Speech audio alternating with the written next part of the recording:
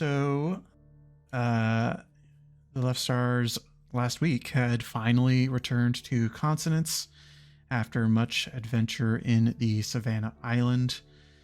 It was a simple mission to check in on Aesop's parents, but turned into several weeks of hardship, struggle, and kind of proving yourselves to the recovery squad as they sort of work on the imbalance or the alien affliction that fell upon the island.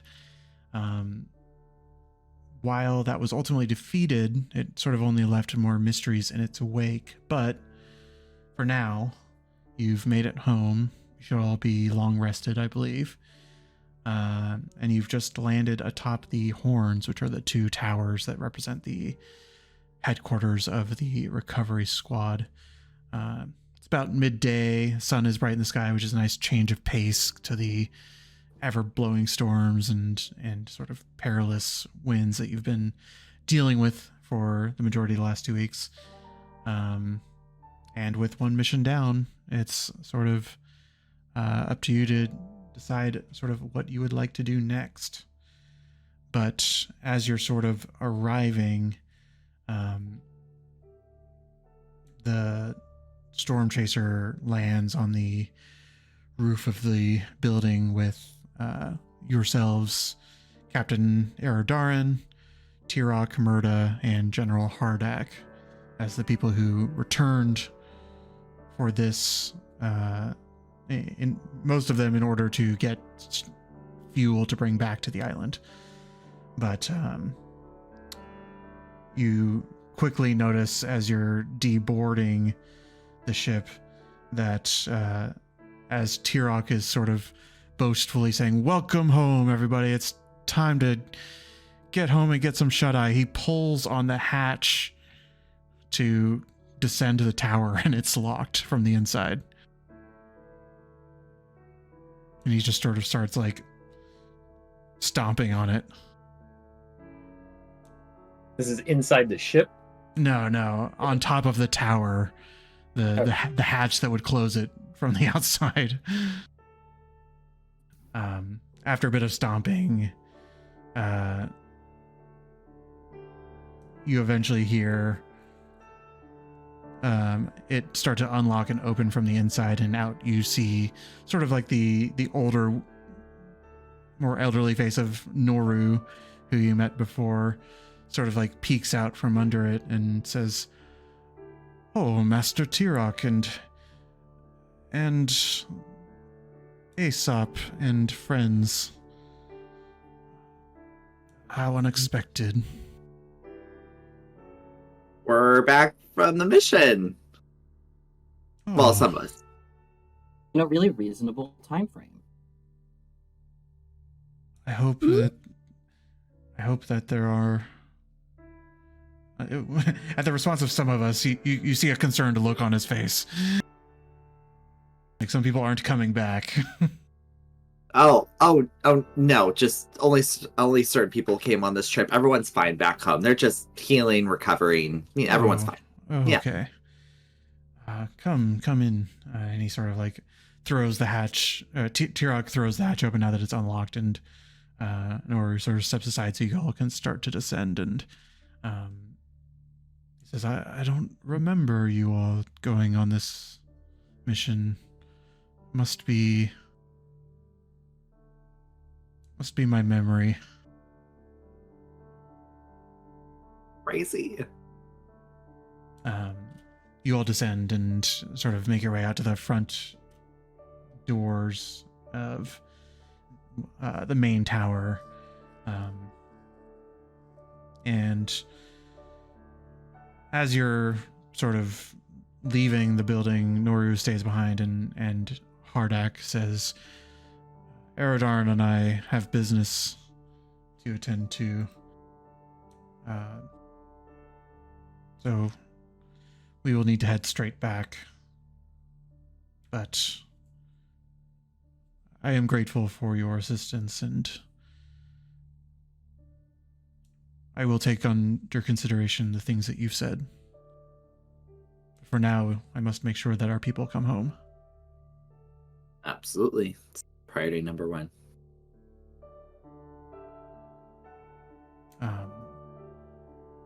He sort of nods, and there's sort of like a warrior's handshake between him and Tirok as they sort of acknowledge each other. And he tells Tirok, "Get some rest. We'll call on you if we need you." And then Tirok and Murda start to walk home. Kind of assuming that you were following them, but tell me if not. I'll look at everyone else. Is there a plan? Well, I don't mean rude. We don't really have beds anywhere else, so as long as your parents don't mind us crashing there, it probably wouldn't be a bad idea. Plus, we have some things we need to check in while we're back in town. True. Yeah. Slumber Party Part 2. I'm I'll look struggling at. I'll look at my parents and be like, "Slumber Party Part 2?"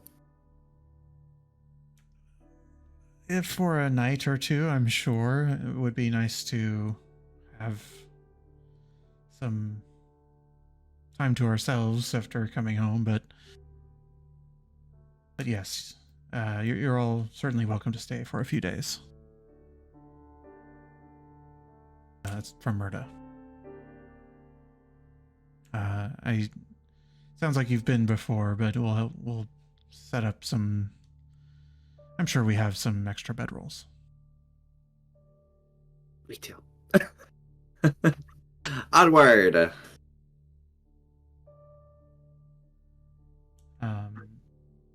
Is there anything you guys sort of talk about as you're just sort of, this is your first time back? I think there's probably a bit of like relief that hits some of you in everything you've just sort of been through over the last few weeks. But what does it sort of look like for you all as you're sort of walking about the city for the first time after you've come back? I'm keeping an eye out for the town guard, just to see if who's on watch, and especially as we get closer to this house, to see if the watch change again, maybe knowing the dates or whatever, seeing if Longo's guys are still on that area. You would know that the watches change at the start of each month, and going from summer to fall, they would have changed. Certainly. So then just keeping an eye out then to see who kind of took over the shift over in each area as we travel through. Okay. Just go and give me a perception check as you're walking through. Speaking of the dates, how do you open the calendar? I've hidden it from players because I wanted to become a little less reliant on it, like because there's a lot of like dates associated with things. But it is the second week of fall, fall 14th. Fall 14th. Okay, that'll work. Suppose there's no harm in just having it there, but That's fine. I just Clax, as you're sort of just strolling through, you, I think with a perception to, it's sort of just that maybe it's just sort of the weight of the last few weeks that you sort of lost your rhythm, and sort of you're not sure what time you arrived, you're not sure where the patrols would be right now. Your sort of just clock is a little off right now, and so you're not really able to see anything. Generally that's a good sign. You know, if you don't see a guards, then there's hopefully no danger, but for the time being you're not able to pick anything up.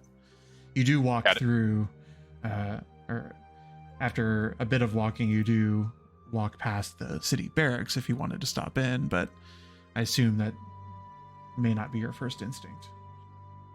No, I don't think that's going to be top of the priority list. Is anybody else doing anything as you're... Yeah, I think now that we are back One, I think this is like the first time that Drada has been really happy to be back in like a center of population in probably a very long time. Like I feel, yeah, he is really unpacking. Like, wow, like that was again, like we did good work, but that was a stressful and tiring experience, and there is joy in creature comforts. But knowing also that again, we don't really exactly know what our plans are, but he still has business he wants to get done in town. Like he's been told to search out for Hardhold. Obviously, like doesn't think that he will just happen upon it, but is looking around to see if he can, if like, oh, is it as obvious as there's a sign or like a direction or neighborhood? I think it would be, and kind of just walking as he's going. Do you recall what the note said exactly? Not, I can check my notes, but if I was it outside the city walls? So Hardhold is the name of a person. I think. Oh, there you go. Yeah. So I believe it said Hardhold at the Burning Needle, which is a place. Well, then looking for the Burning Needle then, or any sign of. Okay. Go ahead and give me a investigation check as you're sort of making this walk as well. Additionally, if you could give me a wisdom saving throw for something completely different.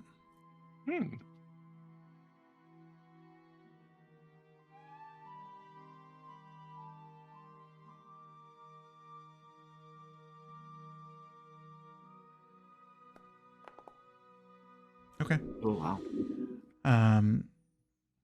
What I will tell you with your natural 20 wisdom save first. This has been, it's something you sort of noticed after the boss fight at the top of the mountain. The storm, as it receded, you felt that there was just a sort of like growing pressure that had sort of been putting you a little bit more on edge than normal. Not to the point that like I as a DM mechanically did anything, but Drada was tense, and as the sort of storm that was pressing down like control and psychic energy among the elementals of that island, it sort of, you kind of really noticed when it was gone. That might actually be sort of explain your joy at this moment. I think sort of at the time, there's like a little bit of almost the feelings of withdrawal when the storm ended. And so this is a high contrast to what you had been experiencing before. But I think with a wisdom save 22, like nobody else really noticed that. That was something that you were able to hide pretty well, that you were feeling anything like that. And I think he's, for once in his life suave, and can keep that under wraps. But I think that revelation takes him by surprise. And is learning that, he might have to be a little more in touch with the world around him as he goes. With investigation 11, I would say you actually do, because you, believe it or not, it actually is in the same district as the Horns, and it's sort of, as you're walking past it on the road, you do see the Burning Needle. If I can get my pings to work. I'll just move the I'm failing at pings, but as you're sort of passing this area, down where the token is now, there it is. You do see a sign that says the Burning Needle. It is a sort of 2-story brick building that has a sort of sign that has a set of dice hanging from it. Your instinct is that it must be like a gambling hall or something of that nature.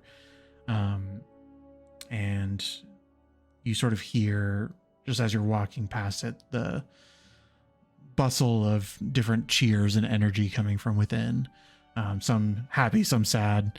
But it's sort of, you clock it quite quickly as you're just sort of moving through the city.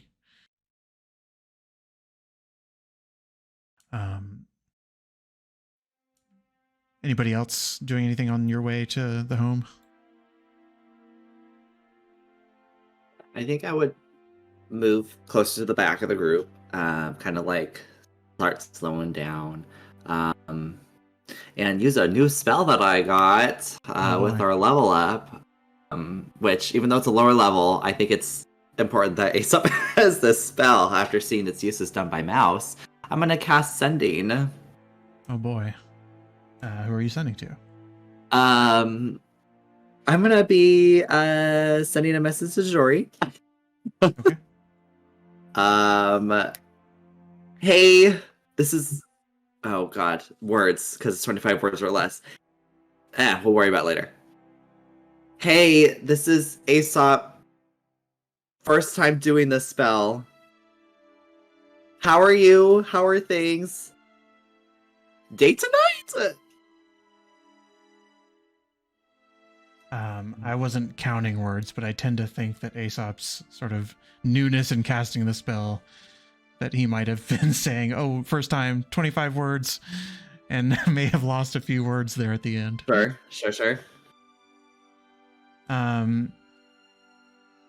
You hear just like a yip of like, huh?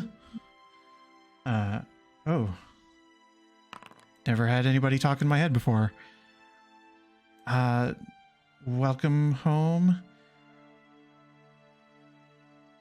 I left you a letter. And then the message ends. Rap! Okay. But I think out of my anxiousness and what that letter is, I'm gonna cast it again. Still at 3rd level. To be like, you sent me a letter? That's very nice of you. Did you drop it off at my parents' place? Or do I need to pick it up? Would you be down to hang out?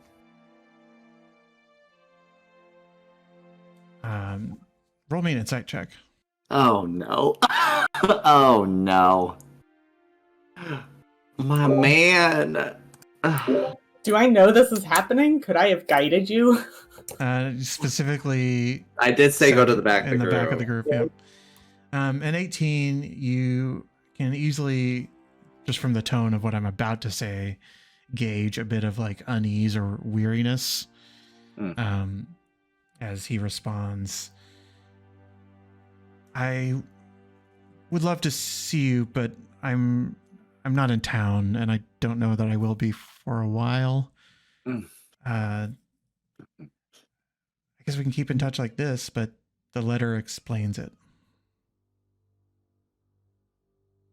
I'm like thinking to myself, I'm like, God, I didn't say where you dropped the letter off. Okay.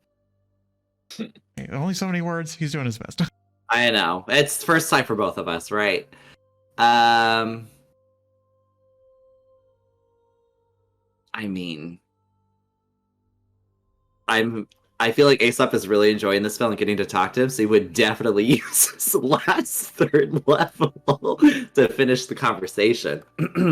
And there's fights today. No. Yeah, no. Well, I can't wait to read it.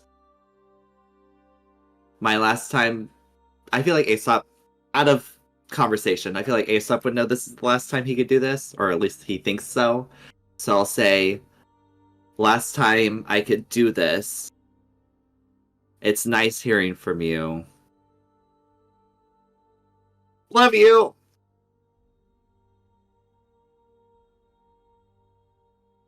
Oh, it's nice to hear from you too. I hope you can do it again tomorrow. And the message ends. Yeah. Take a deep breath. God. Just walk with the group.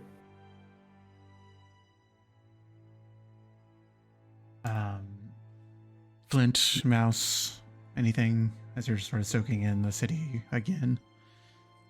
Would Flint know where it is that we can withdraw our 500 gold for the month? I don't think Flint has sort of seen the Ventus treasury, but Clax would. Clax has probably picked up his guard pension, not pension, guard stipend or salary from them before. Yeah, Clax, where's the treasury around here? Oh, I know we're already kind of walking away from it, but it's back in the Southern Heights district. We can either split that way now, or go grab it tomorrow. Again, I'm kind of at a loss. I'm not even sure what time of day it is. I'm kind of out of sorts right now. So, I mean, we should probably do it somewhat soon, but I guess it's not super urgent. Which, speaking of which, we should probably figure out our guild stuff. Use well, I was gonna say use the book to just check in on Avendir. I think he should be on his way to Cliffwatch right now. The next auction is on the 19th, so in like 5 days. See how that's going. Maybe ask him how much the kegs sold for so far.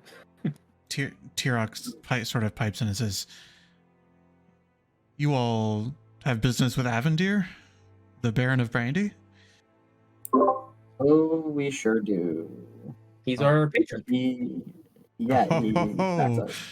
That's I think he's sort of putting it together. He's like, Aesop was catching him up on everything before, but he's just sort of like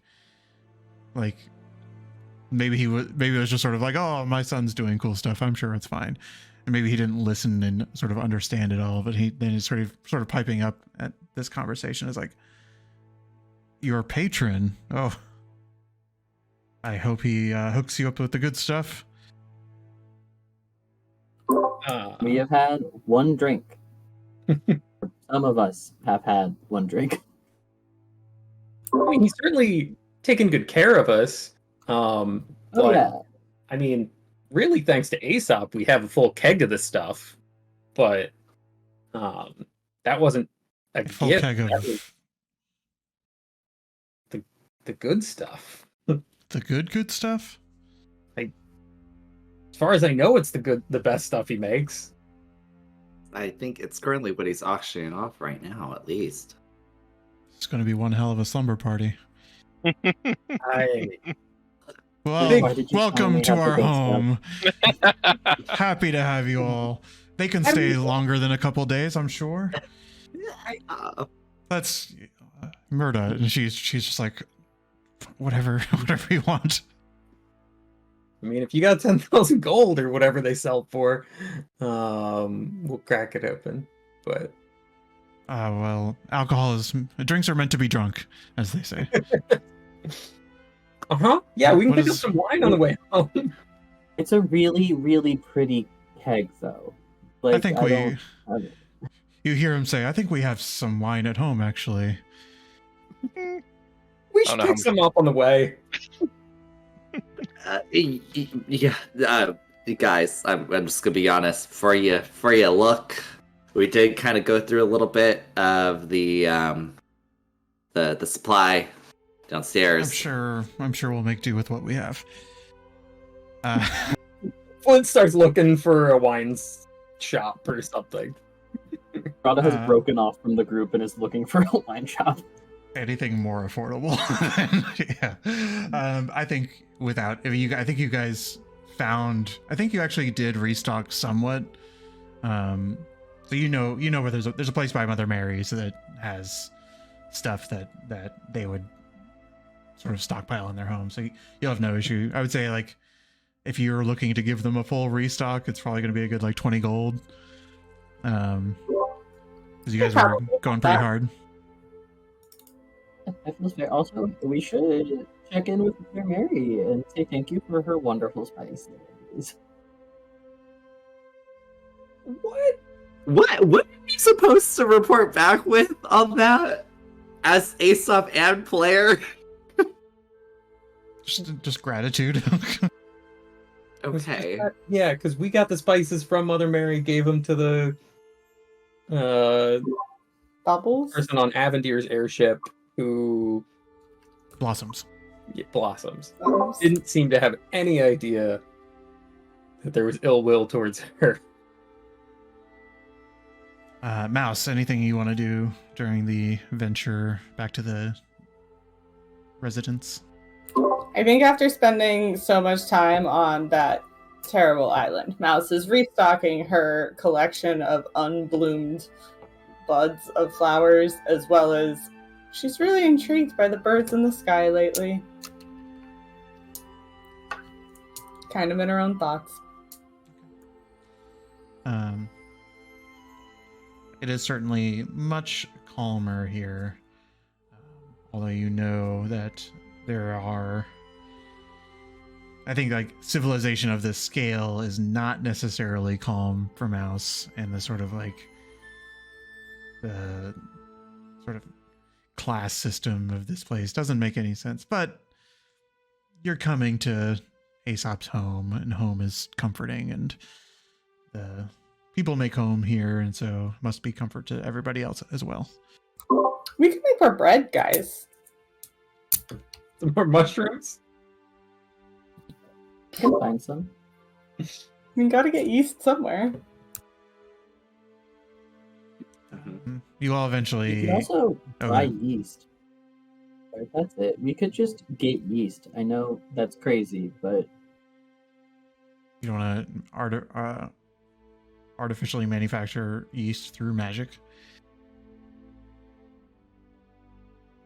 I'll cast Entangle. It will decay, and then I will take the natural fungus and yeast that comes from that. Sure. After a few hours, you guys do eventually arrive back at the Tiern residence. And sort of open the doors, and Tirok sort of just shouts a welcome home. Make yourselves comfortable. You know where everything is. At this point, I imagine you already stopped by wine somewhere. So if somebody wants to deduct 20 gold. I got it. Thank you, Mouse. Thanks, Mouse. Settle in. We're gonna go just drop off our stuff, and we'll come out and figure out what the dinner plan is. And they start to sort of like bring their packs of stuff off to their room as you all settle in to the living room.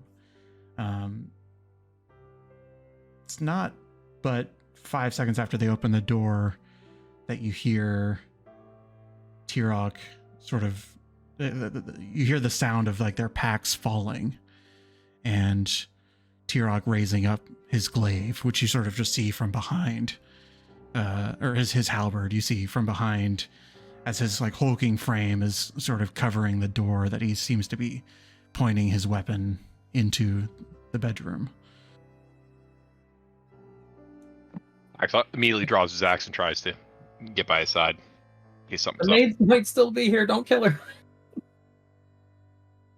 Drado would bolt out and around to try to find like any windows looking into the bedroom to try to snoop in and be like, "What the fuck is out there?" Okay, you dash around. It's not like a hugest house, but you don't see this immediately.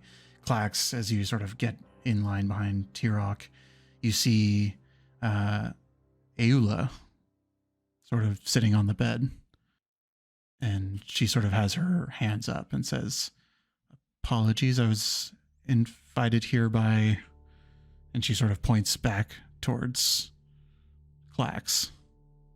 Sorry about this, Tirok. She's a friend. It's all good.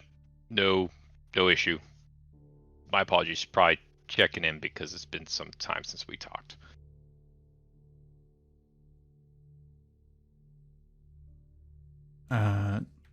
Give me a persuasion check. It's not that he's not gonna kill her, but it's just like how angry is he in this moment?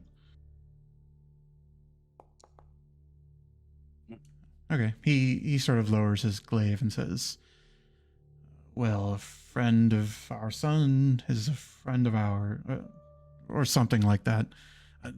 Please, this is our bedroom. We are returning after some time. If you want to catch up in the living room, please feel free. She just sort of this way. yeah, she stands up, arms raised, and sort of lowers them casually and nods thanks to them as Tirok sort of looks back into the room. And Drada, you hear this, but you sort of look in the window and everything in the room looks normal.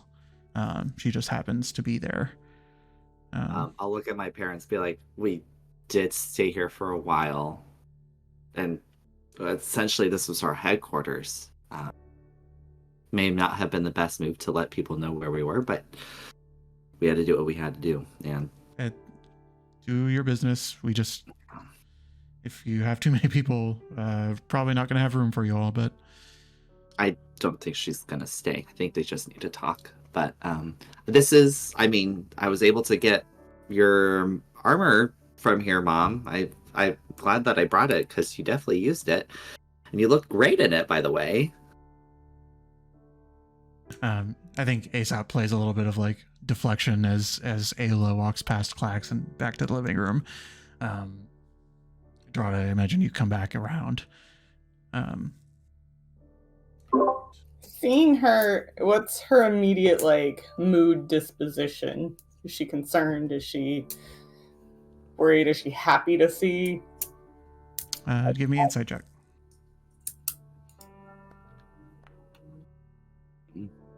Some good rolls. She would normally be a person that's pretty hard to read, but with a 24, she is nervous. There's something about her, sort of the defensive posture she's put herself in, that for a moment you get the sense that she actually thought she was in danger as well, like, which is a different layer to that nervousness that you're not sure what that means. But Aesop, you sort of explain a little bit, and they say, all right, we're just going to get changed and unpack, and they close the door, understanding that you have business to attend to, and you come back to the room, and Ayla sort of nods and says, apologies, I didn't know that I was intruding. Well, no, I don't think you're necessarily intruding by being here. I think more being in the bedroom might have put them a little at odds, but it's okay. So, and I'm sorry we haven't been in touch. It's been a crazy 8 days, kind of looking at the rest of the group, trying to figure out how many days we've been gone at this point. Closer to 2 weeks. I don't think it was fall. 14 days. Oh, rough. Clint would have picked up his money before we left. If Well, I hope that all is well with you. Is this a discreet place to talk? Honestly, it's as discreet as ever, since we probably have a lot to catch up on in the 2 weeks. I'm not sure what's all. And there's not many people. Oh, sorry, but there's not many people in the neighborhood either. It's mainly a Minotaur neighborhood, and mostly everyone's still gone. So it's just guards and an occasional passerby getting to the marble walls. Very well. Could you tell me one more time, when you were helping me some time ago, what happened? Forgive me, who's this addressed to? I was told that it went smooth. And I guess I am looking for more details. Oh, sorry, above board. Flower? Or Yes. There, I will be frank. The story did not keep.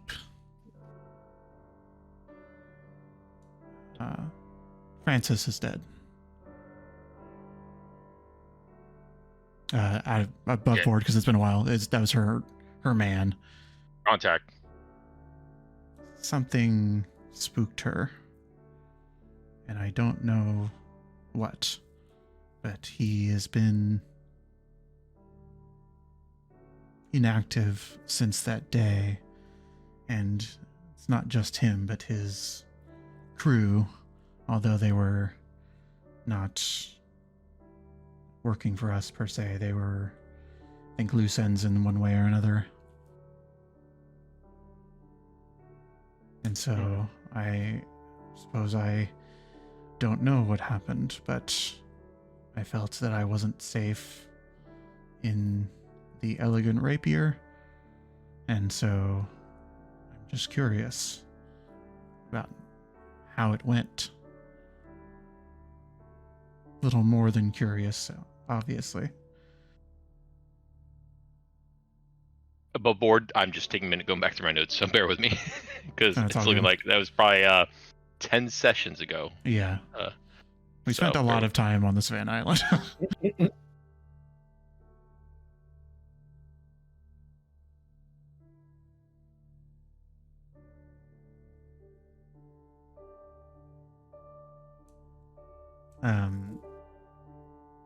The way that I had heard it through Francis when we had first debriefed that shortly after the ritual was that there had been 2 attempts at procuring the flower. And at first it sounded harmless, even though it had led them to the rapier. I thought that it was a good recovery for all intents and purposes, but it was something I don't sense. She sort of pauses.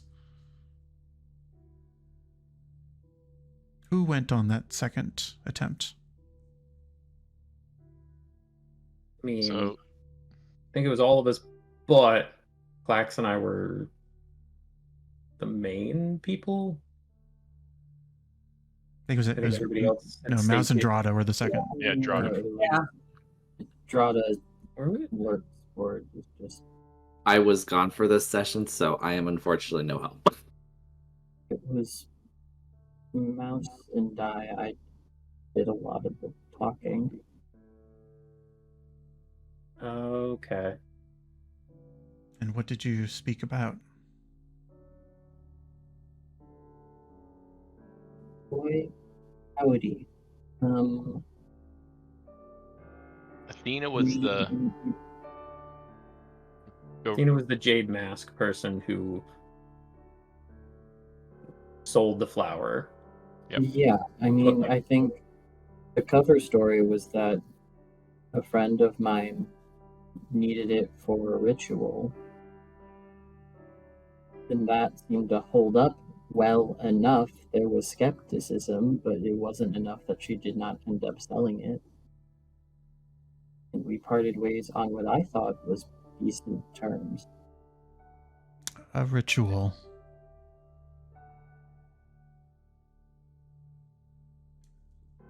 There's only really Yeah. one ritual that people do with this flower, and there's very few of us who know it. So do you think we put you Yeah. in jeopardy by saying that much? I mean, why else do anybody buy these blue flowers? I'm not sure. Unless there is some other purpose, I don't know why they would be sold at all, but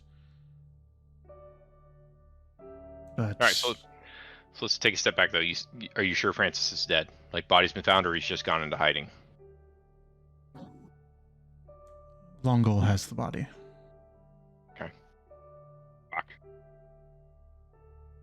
he's not too happy about it. Anybody else from his squad, or just him? He Sorry, holds a lot of Francis. trust in his squad. Sorry, referring to Francis. The rest of Francis's squad that he was with in the street when we met him. Okay. Okay, when was he found? A little over a week ago, I believe. Okay, so a week after we met, at least a week after we met. Condition of the body? You would have to speak with the long goal. My priority was to hide for a bit and see if he discovered anything. Did you use my house as the hideout? I was invited. Sort of points towards Strada, and then she holds up a little slip that has a labyrinth on it. And I don't mean to be rude, but if there are two people in the city who can take care of themselves, it's probably your parents. Well, and of all the things we did and all the people that were involved, I don't think Aesop ever showed his face really in any of those events, so this location may still be relatively safe. Yeah, I think I would agree with that statement. I don't know why they would even be looking in a Minotaur neighborhood anyway. But still, doesn't make me feel easy. Plus, if Aul has been here for some amount of time laying low and hasn't been, I have means to hide myself. It's just that the rapier was my safe house at the time, so I don't... I understand. Assuming that they are not tracking me through other means, I felt that this was as safe a place as any. And Glad where that I you're would see safe. you again. Just glad that you're safe. Well, So have you heard anything else on any of Selna's team or anything? Have there been any recent chatter? I know you've been laying low, but precisely none for that precise reason. I cannot work until I've some security around this. I've considered traveling back to Amthrest for a time, but the truth is I don't have many people I can rely on. And I'm questioning that as we speak. questioning what aspect? Oh, good, Mouse. I think your question's better. Sorry, my question was, when you say you're feeling worse about it as you speak, what do you mean by that? Well, this work requires a lot of discretion, and when discretion is not had, there are consequences. So suppose I'm looking for some assurance that our work together should continue. Well, look, I'm not going to be... I don't know that it could have been something Francis did. I don't know, but I just know that friends are hard to find, and I have one less than I had before, so.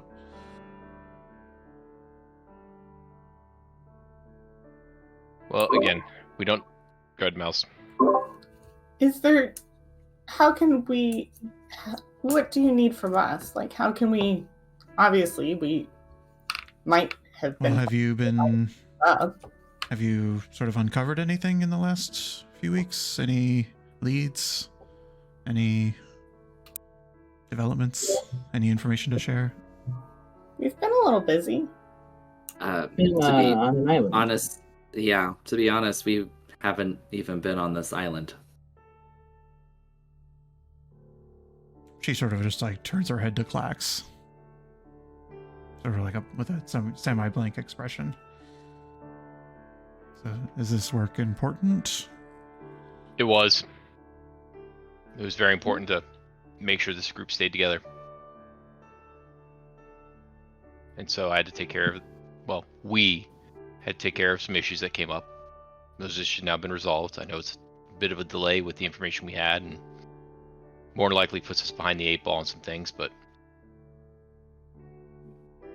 Well, any information If I that work have, didn't. No.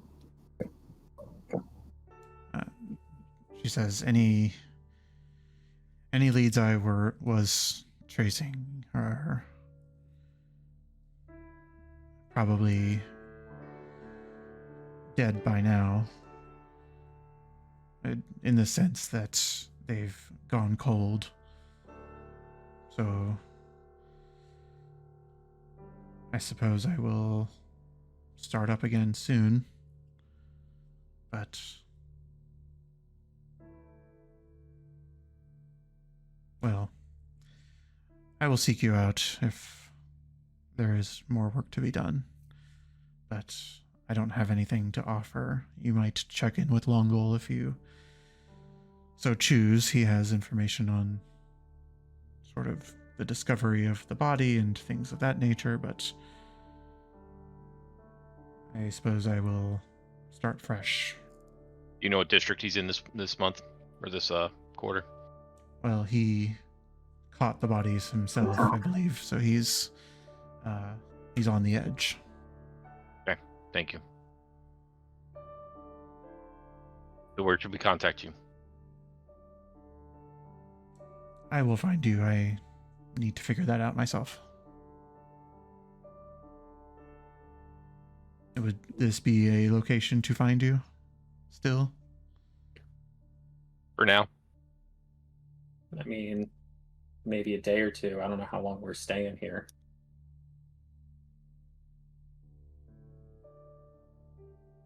Well, perhaps I'll check in before then, but give me a few days to find a place to stay and settle in, and then I will leave notice with you all somewhere so that you know where to find me. I think it's important to mention that we do, as far as I'm aware in our group, we do have intentions of following some of these leads that are outside the city. To kind of, if that puts any ease. I don't recall any of those leads being on another island, but good to know. Okay. If we didn't go to that other island, you would not have a safe house here. Well, Francis may be alive. Sorry for your loss. But you just said that you don't know. I don't, and I am... But you're not being very productive right now. I already understand the impact of our decision. Trust me, I want to get her so bad, and I have to live with that decision, so I do apologize, but that's not going to help anything.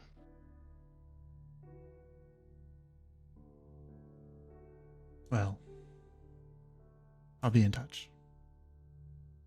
Do you need anything for the road? I'll be fine. And she disappears. She has her ways.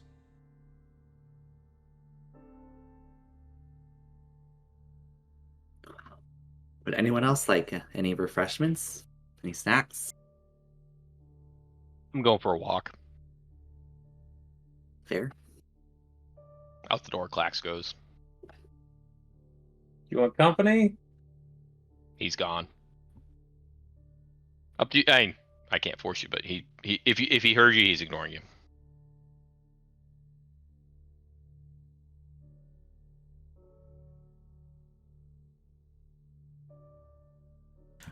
Well, what is anybody doing now that I've made you all feel bad with my asshole NPC who's guilt tripping you? I'll look for the letter. For a letter. Sure. There's a mailbox I can look in. Yeah. Well, the housekeeper was accumulating mail in your parents' room, so eventually, Oh, that's right. Sort of like pop in there at some point. I do have it. Let me find it. What is everybody else doing?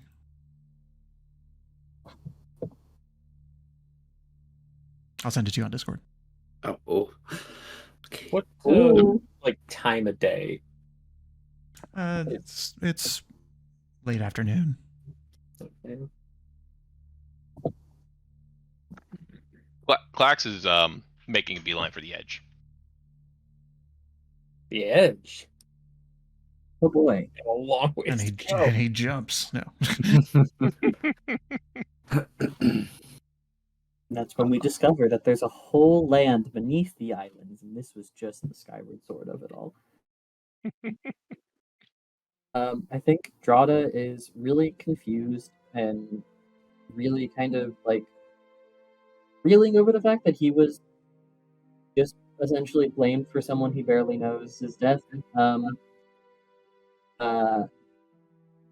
Especially after, at least in his recollection, he did not want to do the thing he had to do and was only doing it because other people couldn't, and is totally spiraling and trying to place blame. And yeah, just see. So he probably. Why don't you roll me a d20, Drado? Yeah, happy to.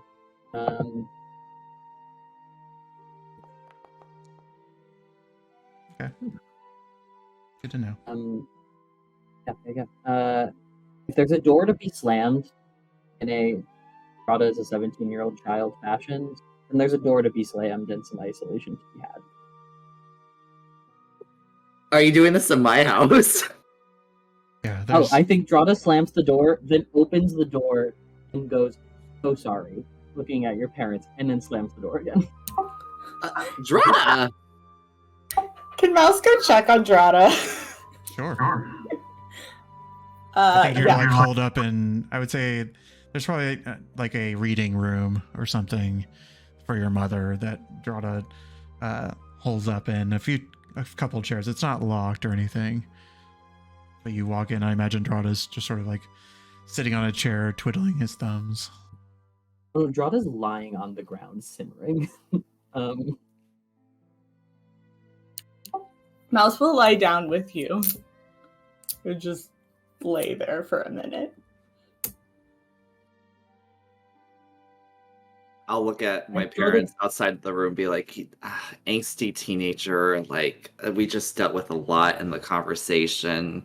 I don't know why he decided to slam the door, but Nothing that a good stiff drink can't help. How's that, Flint? We can't open it. It's password magic locked something or other. Make a deception check. I mean, it's true, but you have the password, so. You're not wrong. This is one of those skills I wish I had. What do Mouse and Drada talk about? I'll add +5 to that, by the way. Eventually I'll be like, "Hey, are you okay? Like, you seem a little upset." I was just accused of murder, and not one I intended to commit. I mean, so in fairness, we do some murdering. But ultimately, you didn't have anything to do with that death, really. And even so, is death really the worst thing that can happen to a person?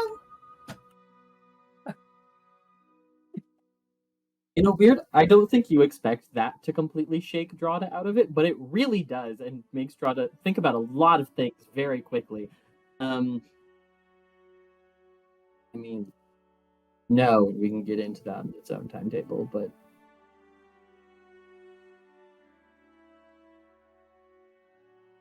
I have been trying to be a more collaborative and helpful person, and I acknowledge that we all have different goals, and we're all trying to do different things, and we're all trying to support each other while we're doing so. And I think I'm realizing that I'm not advocating for myself enough, and when I try to help other people, people accuse me of murder. So when you put those two things together, I'm really frustrated. I think the trying is the important part, though. I have had many times where I have tried to help, and my help was either not well received or didn't work out the way I had intended it to. But that doesn't mean you can just stop helping. The trying is the important part, and you're trying. You're not wrong, and trying has consequences. So does not trying. Whoa. Mouse is deep tonight. Yeah, You wanna I make some think bread? probably just- Wisdom 19, sorry. Yeah, Mouse is wise, but dumb.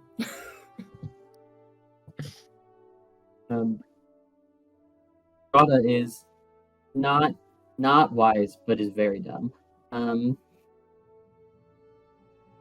I think on that, I think the growth you may see in this moment is not Drada running away, and is kind of just Drada just not shoving you away and kind of just lying there for a while, and just kind of being content to simmer, not in isolation, but simmer in company. I will lie with you a while. Tirok on a 15. Tirok is like, all right, whatever. Next time, though, if you ever get that sorted out, then, well, I mean, yeah. I think our intent is to sell it, to be honest. But well, we'll see if we can get you a little, like a, bottle or something. He says, well, when you have a price in mind, let me know first. We'll reach out to Avendir and see how much they've been going in the auctions lately. But I think they're pretty expensive. Friend Dad, discount, though? for one cast, Dad? Come on. Hey, he might be loaded. You don't know. Yeah. They bust out sort of like, nobody's done a formal grocery run, but everybody's tired. So there's sort of like an effort to just be like, all right, there's some cheese in the cabinet and probably a little stale bread. We'll pick up some stuff in the morning, but it's enough for now. And a simple sort of meal is assembled. That Dairy cheese. It didn't occur to me, but we'll say something else. Non-dairy cheese. Non-dairy cheese. Yes. Correct. Yes. A vegan cheese. Yes, vegan cheese. And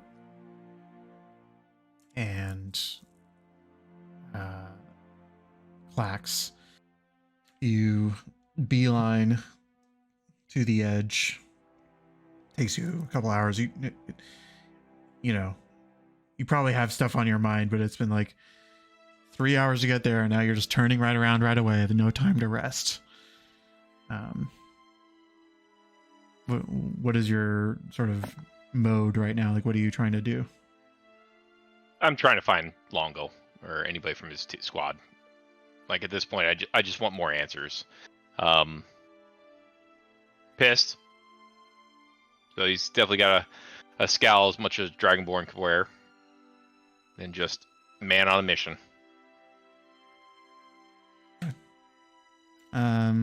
Roll me investigation. But also, I'm going to roll something.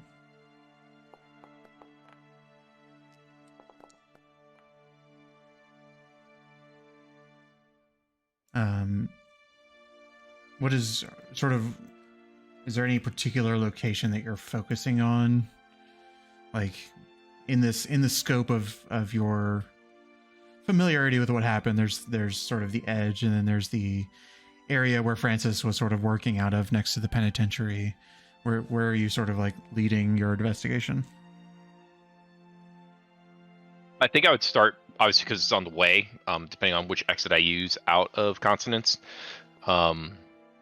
I would kind of work my way north to south. So I'd go by the penitentiary, but not direct path. I'm not going to take the main street next to it or anything along those lines. Just kind of skirt it. See if I see any of the squad, or by chance Longo himself. If not, I'll work my way all the way down to the elegant rapier. and see if I can find anybody or even talk to the bartender down there if I can. Okay. As you're just sort of walking through that area, I think one thing that catches your attention is that while Francis isn't working, the work continues. Somebody else from somewhere else got assigned this corner, and as you're sort of walking through the sort of region of the edge, business is business, and the sale of vapor has continued in Francis's absence. In fact, I would say almost feels a little bit worse than you've seen it before. I think there's a few more people than you'd expect, or a few areas where people are sort of getting high in alleyways that in sort of larger groups than you've sort of seen before. It seems like whatever, maybe you think to yourself that maybe Francis sort of had a hold on things and maybe like kept from over distributing it in sort of part of his work with Alua, or maybe Alua had something to do with helping people out when she was living in the rapier. You're not sure. But the issue, as you're just sort of like walking through the streets, you observe that it has not gotten better. It's gotten worse. And eventually, as you start to get a little bit further away from one of the clusters of folks who are sort of drinking in the liquid tea, which you know that you're not supposed to do, you do sort of with an investigation 11, you eventually realize that you're being followed and almost corralled. You sort of see out of the corner of your eye that there's, from your left and from your right, there are two of the green cloaked figures, and then you look behind you and there's another one behind you, sort of 30 feet from every direction. As you start to walk towards the neighborhood that the rapier is in. Okay. I think I'll just kind of keep moving at that pace and see, kind of be on extra alert. I'm not going to deviate or anything else right now. Just kind of keep going at my current rate. Do you acknowledge them in any way? No, I think I'm going to lead him to the rapier. Okay.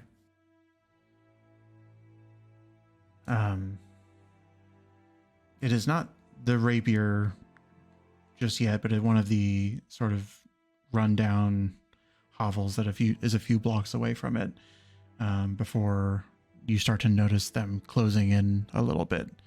So they're going to force my hand. They're going to point me in a direction. Okay. Yeah, once the game's afoot that there's no other outlet, I'll acquiesce and acknowledge them. Yeah, and you sort of make eye contact, and they take the measure of you to see that you're not like reacting poorly to the situation, and they start to give you the head nod in a certain direction. And I'll go in the direction indicated. Yeah. Eventually, one of them skips ahead of you a little bit, and opens a door to just like a sort of like a large garage or shack of some kind that is a little bit more run down. You've walked through this area of the neighborhood before. It's sort of just a nondescript building. You're not, but these are trained eye folks that work for Longle, and so you have some security in that at the very least. I'll proceed to what looks like the nearest opening of the building. Yeah. You walk in and you see Longle and two of the three figures that were following kind of come in line behind you and shut the door. One of them stays outside. Is Longle standing or seated? He's standing, and it looks like he was expecting you. Somebody sent word ahead of this. Longle?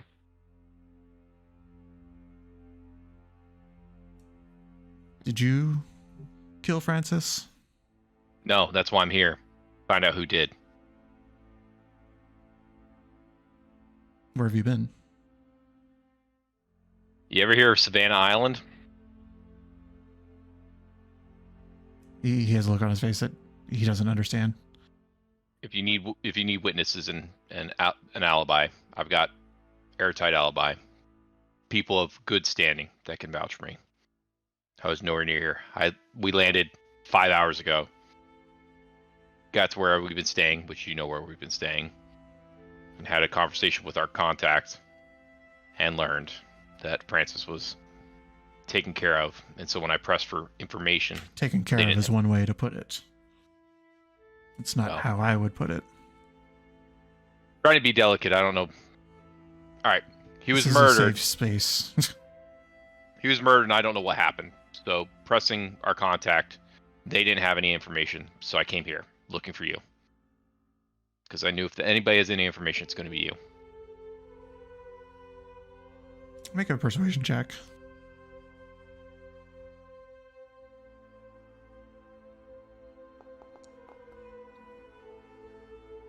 For me, that's good. It is good, yeah. You see he nods past your shoulders, and whether you are sort of aware of it or not, you hear the sound of crossbows falling into a relaxed position. And he says, well, it's reassuring, but yes, he was murdered. Come see. And he waves you into a back room. I proceed. You just see like this cloth that is draped over a shape, and he just rips the cloth off of it, and you see kind of just the scraggly beard, long beard shape of Francis, a little bit on the smelly side at this point, but you've seen stuff. You're not expecting to see a body that's been dead for 7 days and it does smell any better than this. Give me a medicine check as you just sort of give it a once over.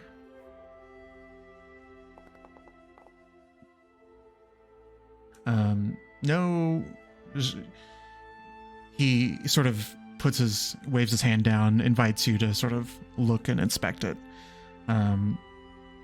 Francis never was the type of person to have any sort of belongings. A lot of at least not in his state of work. You have no idea where Francis lives and stuff like that. But you look down at the body to sort of inspect it for any sort of blood and wounds of that nature, and you don't find anything.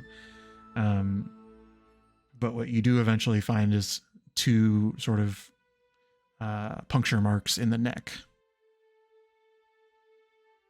Like identifiable puncture marks? Like as in like a weapon, or as in a bite, or as in 2 darts? Like I would say with a 15, you were kind of leaning towards it being a bite.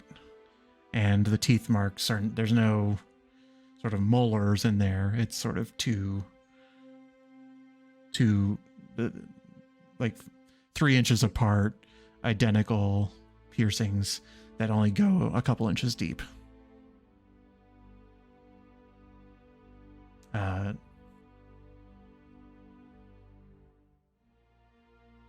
look over at Longle. Am I missing anything other than this? And I point at the neck. I don't believe so.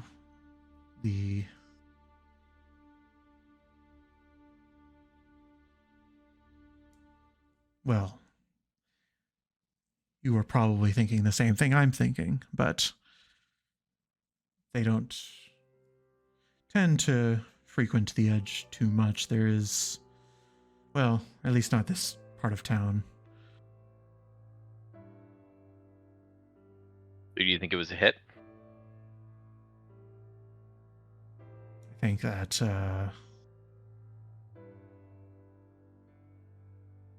I think it doesn't. There's plenty of victims here, plenty of vulnerable people. Why go after the dealer and his entire crew?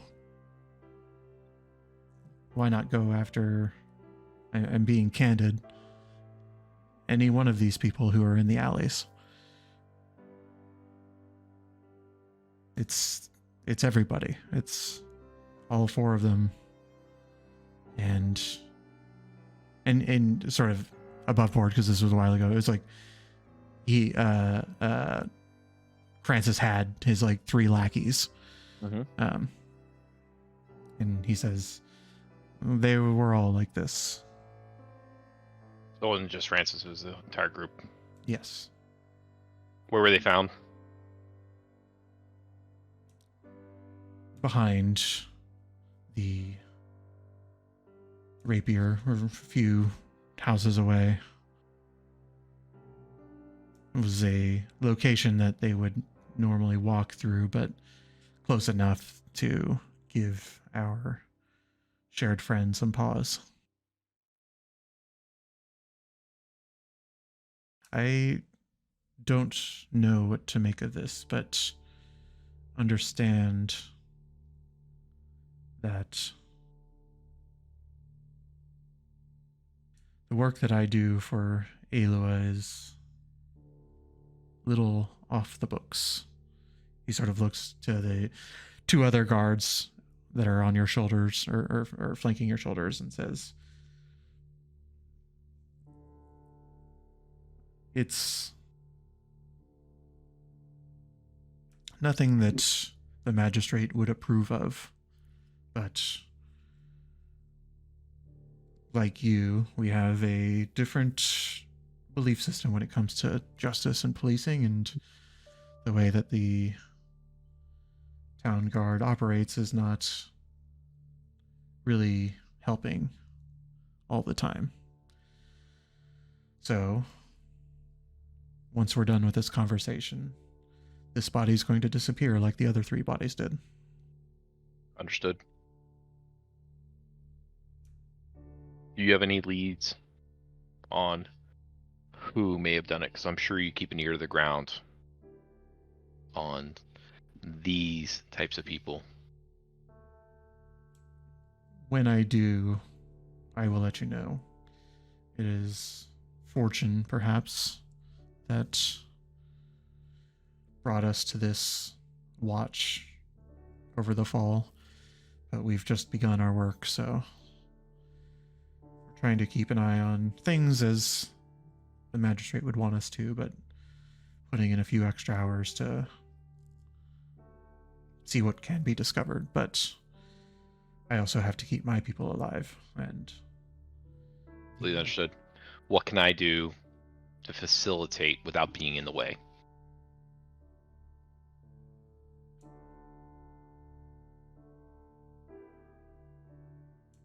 I suppose we'll just need to stay in touch. If you have information, if you come across information that would be worth sharing, then you know where to find me. I operate out of here, sort of gesturing to this building. Got it. And, well, we know where to find you, at least for now. But I don't... If it was a hit, which is what we're all leaning to believe, I don't know that we're going to find much on the edge. No, I agree with you there. So we'll keep an eye out, but I think Alua's operations here are silent for the time being, and as such, there's not going to be a whole lot of... Well, we'll see what we come up with, but... Alright. So, do you have any word on Selny and any of her associates and what they're doing? Because I think this is all connected. Call me paranoid. he sort of is like, yes, I when I say I work with Ayla, rest assured, I am working with her. I am aware of the connections, but I should have known better. But nonetheless, do you have anything on Selny and her activity? Anything might give a tip of the hand of what's happened in the last 2 weeks while I've been gone? there was a big sort of celebration and parade behind the marble walls some weeks ago, connected to the sort of elevation of a new lord of Vind and the auctions taking place. I believe that she was in attendance for those, but I mean, I'm making guesses. I wasn't there. I can't tell you what hands, unless we have a watch behind the marble walls. I can't tell you what's happening there. Who has the current watch? Do you know? DM looking that up.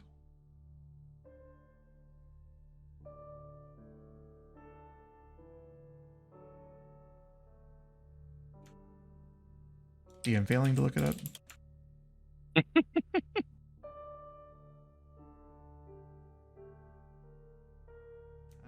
Currently, it is the custodians, which they managed to get that watch for the second time in a row. He kind of gives you the eyes. Those are the people who have more money than they should. Yeah, the high and mighty ones. Yeah. So he gives you the eyes that are like, of course, some kind of noble pulled weight to make their friends get the comfortable watch once again. It's sort of like the not telepathic, but just sort of like the of course. So I'm sure things are smooth sailing over there, but Anyone else? You think I can? You're in the watch. You're closer to it and everything else. Is there anyone else we can trust, or is this just a you and me kind of operation right now? As much as I admired the work that you did before your departure, I would never have told you about this out of... Understood. Yeah. You hear the word on his lips of discretion, which you heard Aola say not just a few hours ago. And he says, so, just us, I'm afraid. I will be in touch when I have anything, but I think for now, just settle in, because I don't know quite what this means yet.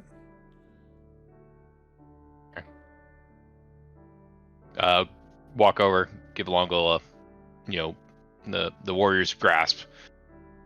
Just say thank you. We'll be in touch. And I make for the door. Okay. And you walk back? Yeah, as long as there's enough time without being exhausted, I'll make the trip back. Yeah, and it gives me time to cool off. I think by the time you get back, you're probably hungry. But people... Well, there's food on the way. I mean, Clarks won't pass up any food. At this point, he's calmed down enough. He can actually, think about food. I don't know that there is any night. You might be able to pick as you're scrolling through Stoller Square or something. Meat on a stick, of sort of love me some meat on a stick. Yeah, just some kind of thing that that is being offered up. You grab your fill, which is 3 times as much as anybody else, and you come back. I'm not gonna silver and copper people to death, but you get some food. Appreciate it. And you sort of walk back into the Tyrion residence as I imagine there's sort of just a little bit of catching up with the family and settling in, and maybe Drana and Mouse are still sort of laying about a little bit, but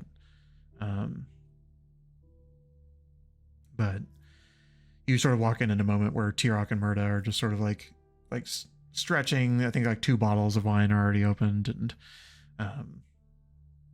and they say, "Oh, your friend has returned." Hey Glad guys, you sorry made it about back. No, just glad you made it back safe, Clocks. Drada walks in from the other room. He hasn't gone up. Just goes, "Oh, Clocks, you were gone." that. Good to see you too, Drada. Well, Clax is actually just gonna kind of excuse himself and go find a corner to bed, whatever. I think I slept on the floor last time. Yeah. Go find a spot. Yeah, think- they've laid out some bedrolls and stuff, and I think also Tirok and Murda are like, well, we're spent. Catch y'all in the morning. Let us know if you need anything. Aesop can also help you, of course. He knows his way around. Mm-hmm. This is true. But make yourselves at home, and we'll see you in the morning. Good night. Love you guys.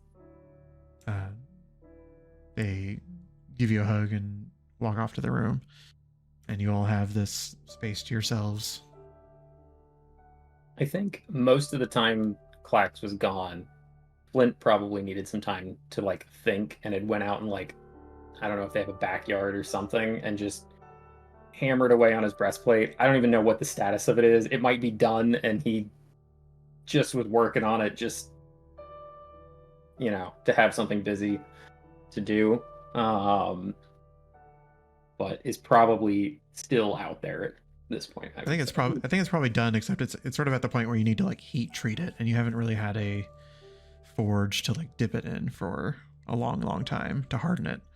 I mean, I've got heat metal prep today if I can make that work, but I don't know if that is enough to like.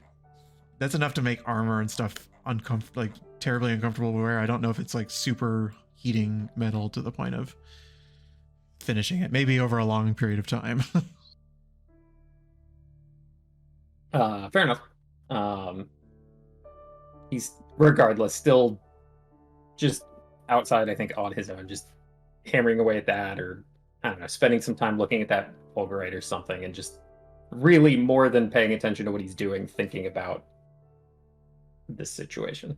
Actually, no, I take it back. I think like particularly now that you have like access to level 3 spells, if you like upcast it, it would be hot enough to like to accomplish what you're doing. You sort of need to like, you don't want to catch the yard on fire or anything, so you spend some time setting up with your tools and stuff a zone that is fireproof. Just do it in the middle of the road. Yeah. Thanks for not doing it in my house.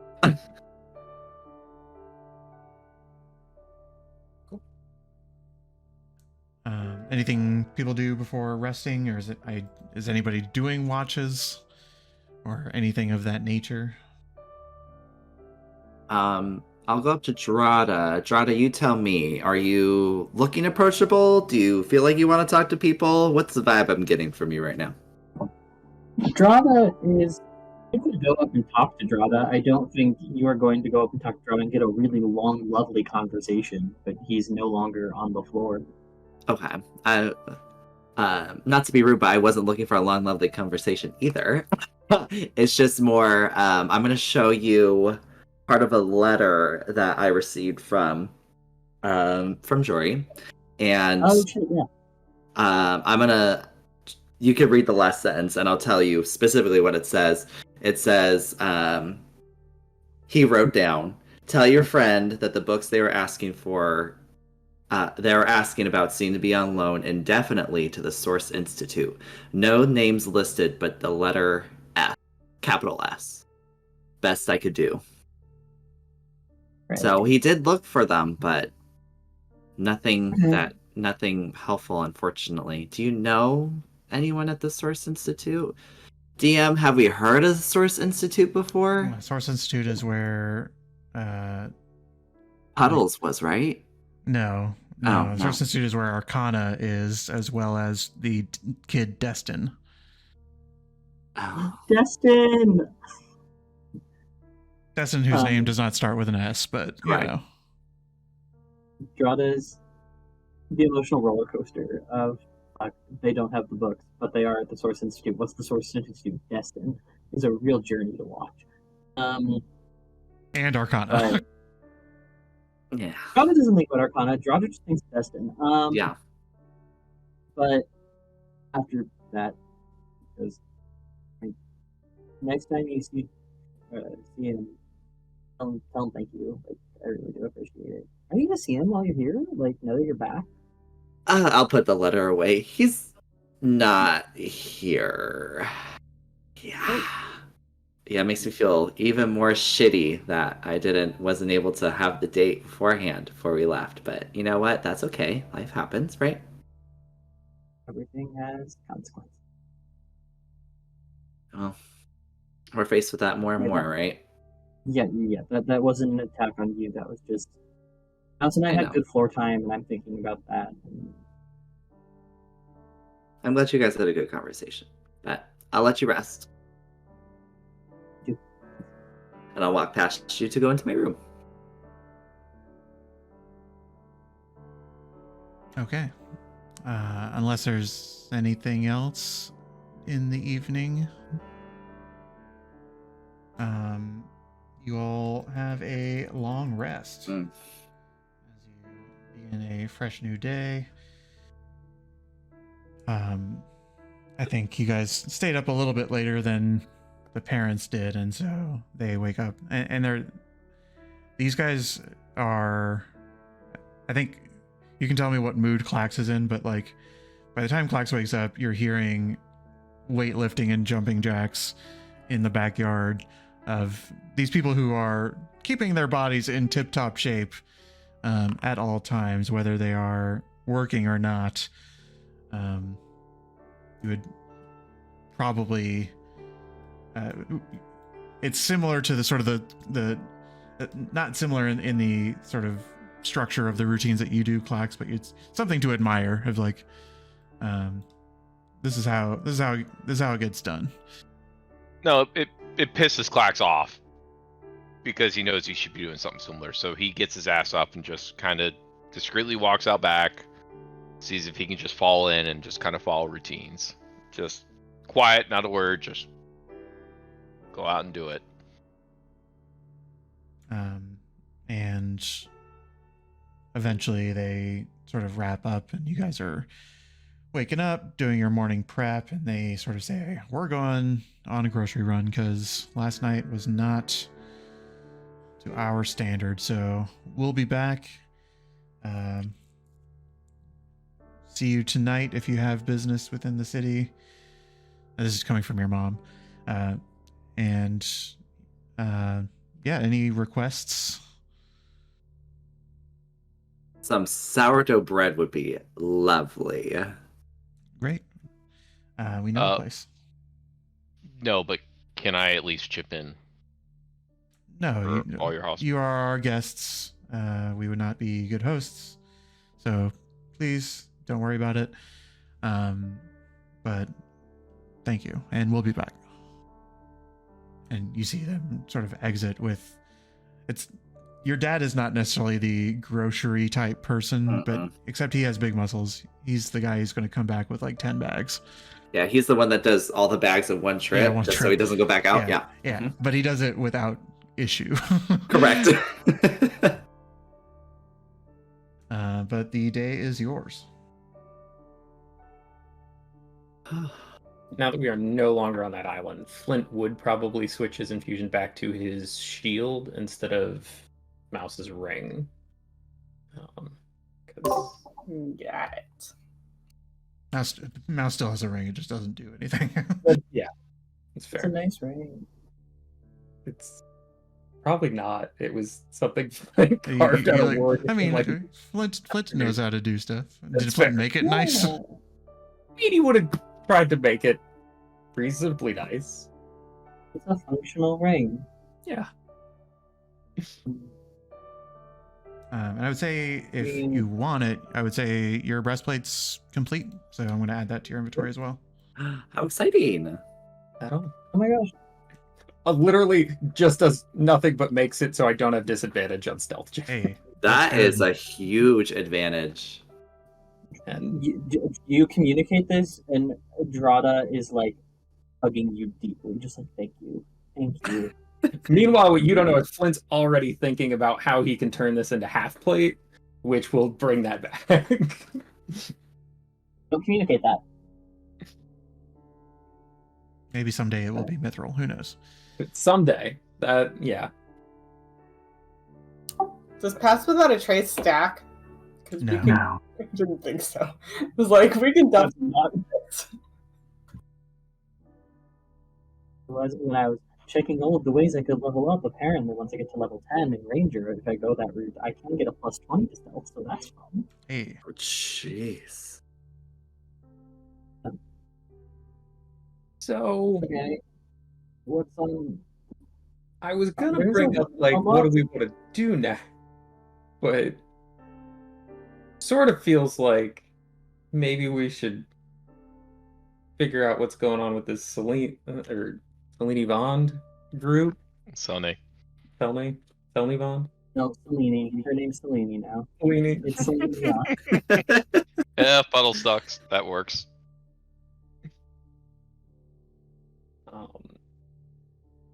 You guys want to go say hi to Athena? Or does anybody have any better? I have.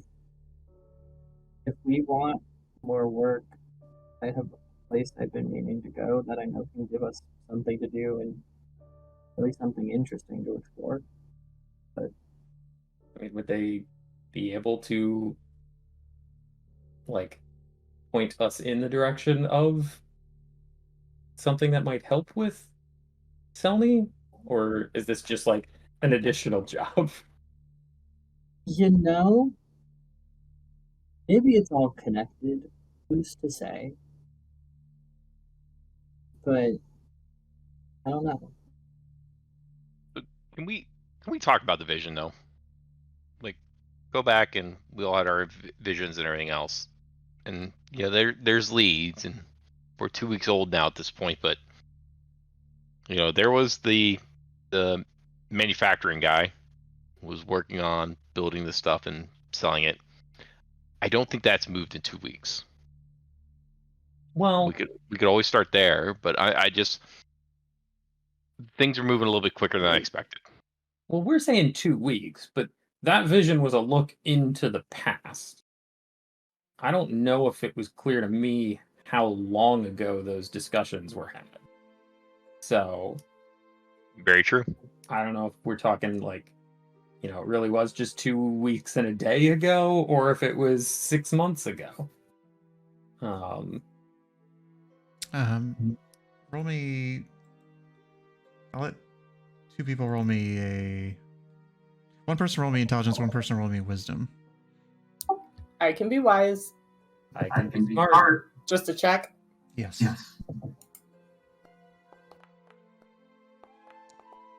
was almost a 20. Ooh. I think that the intelligence check. Well, let's start with the wisdom check. I think they sort of stack on each other a little bit.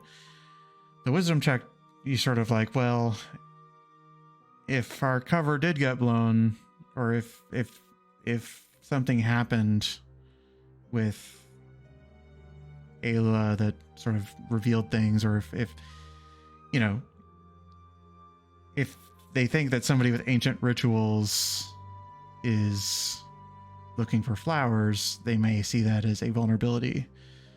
It may be that, like, the things that you saw in the vision might have been switched up a little bit, because you don't really... I'm trying to think of the way to say this. Somebody could connect the dots that a ritual could be used to lean into that meeting. And if things in that meeting were revealed to somebody, then you expect that some operational elements might have changed up a little bit. Maybe. hard to know without more investigation. With the intelligence check, you would sort of gather. You're sort of thinking back on the vision and sort of remembering that it was probably about like a good month or so before you had the vision that this meeting had happened. So they were still pretty early on in their setting up, and you're sort of remembering what the sky looked like and what the environment around looked like in the vision, and it wasn't like winter or anything. It was still like spring. So and you expect, I would say also, that these operations do, to create the infrastructure for something like this, that they do take time to build up. And so chances are, if anybody built anything, it's only just getting up and running. Okay. So more like a month and a half ago, or a month and 2 weeks.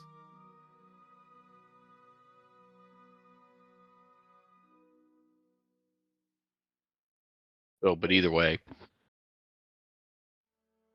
I think we need to do something.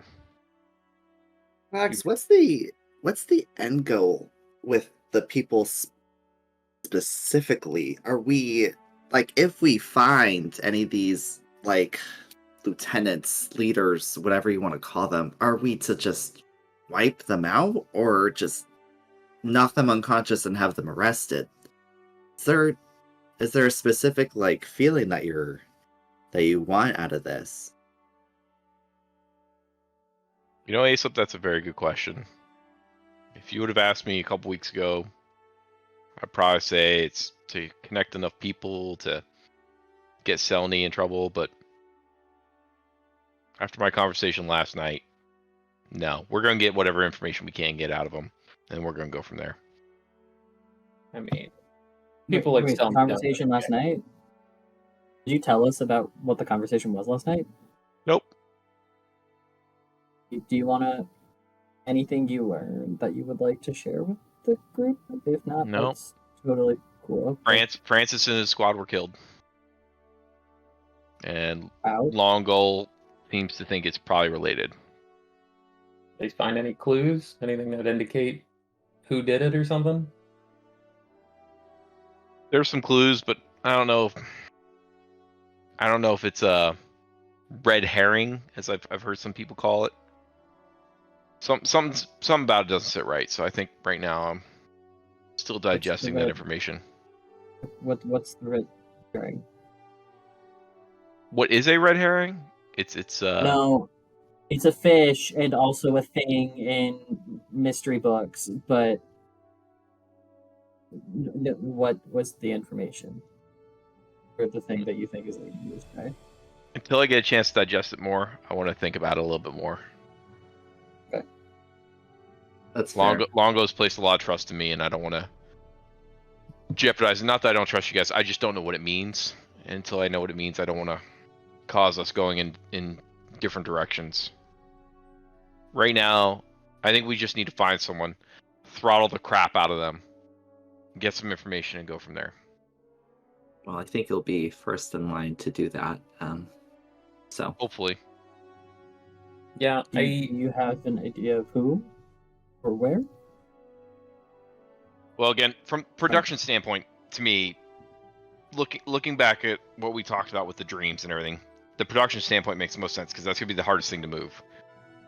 You know, that's, again, if somebody has a better idea, I am all ears. But right now, doing that, it's either that or we start shaking down dealers in the edge and try and go from there. But we're probably gonna draw a lot of unwanted attention. mm-hmm. And maybe I'm jumping too soon. But we had a general idea of where it would be at. We could head up there, start poking around, because Lord knows we're good at that. Or Elements knows we're good at that. They're in the wild? Yep. Sorry, let me go back to my notes. So let's say, correct me if I'm wrong, DM, but weren't we given general idea of where each person was located in? Yes. All right. Well, what was revealed was revealed. I think that Clax is alluding to one particular person who had a operation somewhere within the Stratos wilds. Mm-hmm. But the exact location of that was not quite.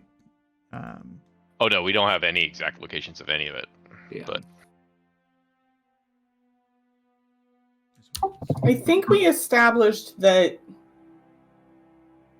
the one chick, Brens Triana, had a shop in Flamebridge. I think that was said aloud.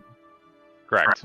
She's founded her shop in Flamebridge, and then there was also they were mapping out cavern system beneath the Nightmare to determine where the blue flowers were, and then Someone's in Propitious.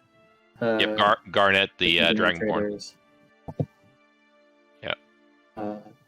There's the one creepy guy who's moving around a lot. We don't know where he is. I was hoping that maybe one of these was in the same direction, was to the north, and we could head towards Avendir and potentially meet up and check in with him at some point.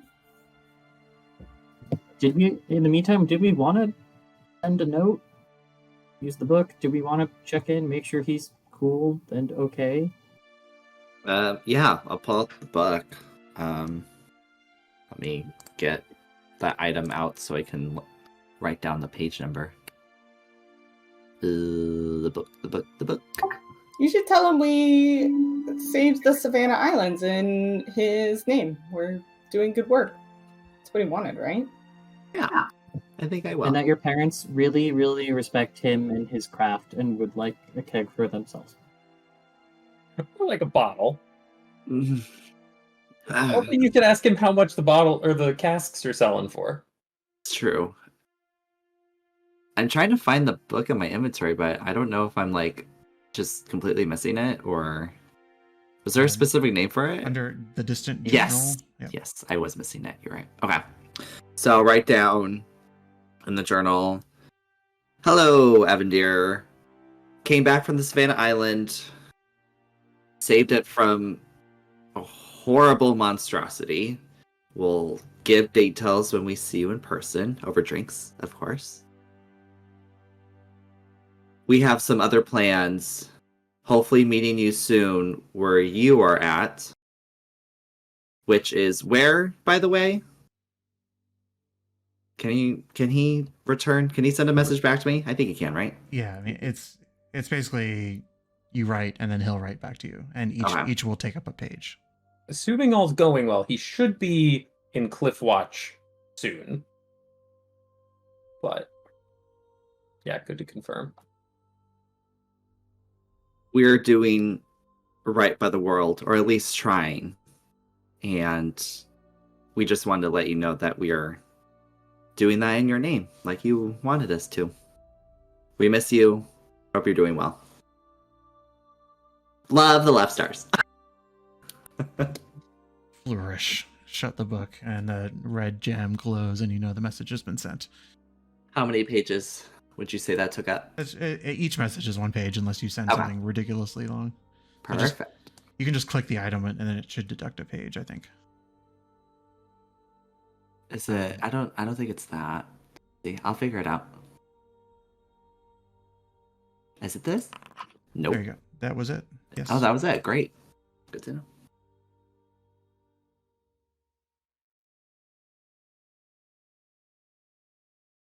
Well, I need time to consider what his response is, but what all more do you have to talk about? I mean, is there anything we can do here in the city aside from get paid, sell the the cask maybe, and rough up some drug dealers and or Athena? Is there anything else we do in this town? I would really like to get more information about this job that I've talked about.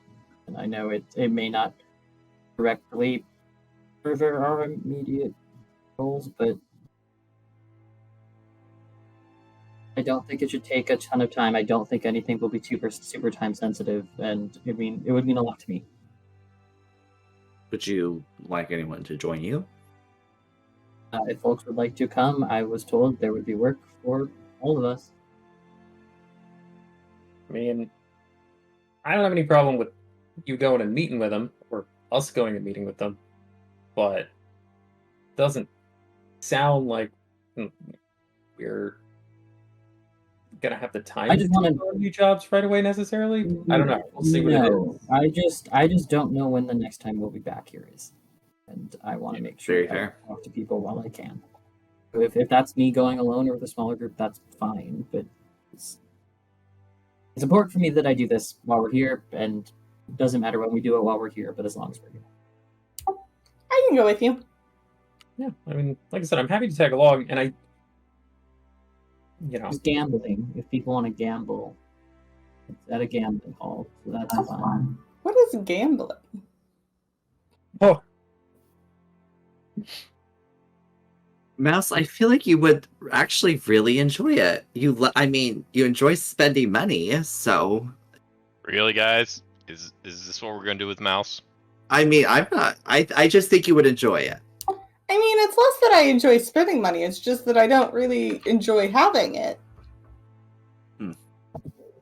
he's kind of Then gambling's You- probably for you. You spend money for a possibility of getting more money, but it doesn't always work out that way. So there's a risk. Why? Fun. For that smaller possibility of getting more money than what you put in. Like if there was like a field and you are like you have a lot of seeds and it's a really hard season to grow things, but you want to try anyways, so you plant the seeds and then there's a lot of joy when they grow anyways, and that's gambling, but the seeds are coins. Yeah. You had me in the gardening. I don't know why. I'll go with you. Again, all that being said, if we think there's some in the meantime, if there's something to do in the city that is directly related to this work, like let's do that. I feel like things back. The book starts to glow. Oh, I imagine you open, yeah. and in Avendir's handwriting, you see, "Hello, I'm glad to hear it. Captain Willow gave me a scare with his side of the story. Business is booming.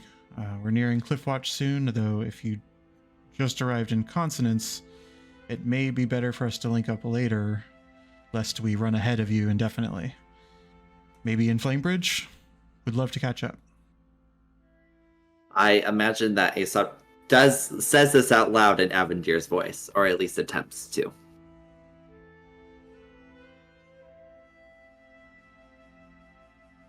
Basically alluding to the fact that if you guys chase him, it would be really hard to catch up to him. Catch up. Yeah. So it'd be better to find a rendezvous point. Well, Flamebridge has popped up in other specific goals that we have as well with UCLAX, so I guess that might be a good spot to go, at least to start. I don't know if I don't remember if that was the production side of it, but it was the shop, right? That's there? It was the shop. Yeah. You would know that, at least for the Avendir side of things, he's not going to be there for like 5-6 more weeks. So were you to, obviously your priorities are not necessarily to link up with Avendir, but just saying. Yeah. Yeah, we've got some time before we need to be in Flamebridge necessarily. Well, we don't even necessarily need to be there, but Do you have friends there? Yeah, I was gonna say, I mean, we could. I would assume you would know some folk there. I mean, I've got like a few old friends there, I suppose, but no one I've kept in contact with in several years. Maybe they'd be able to help us. And maybe your Jade Mask connections could really pull through. I mean, I can try and reach out to Jade Mask. I think we're overestimating my, connections You with keep Jade selling Mask. yourself short in an effort to remain humble, and it's not working. And it's fine. I mean, we also don't know what you did for them, so, I mean, can you blame us?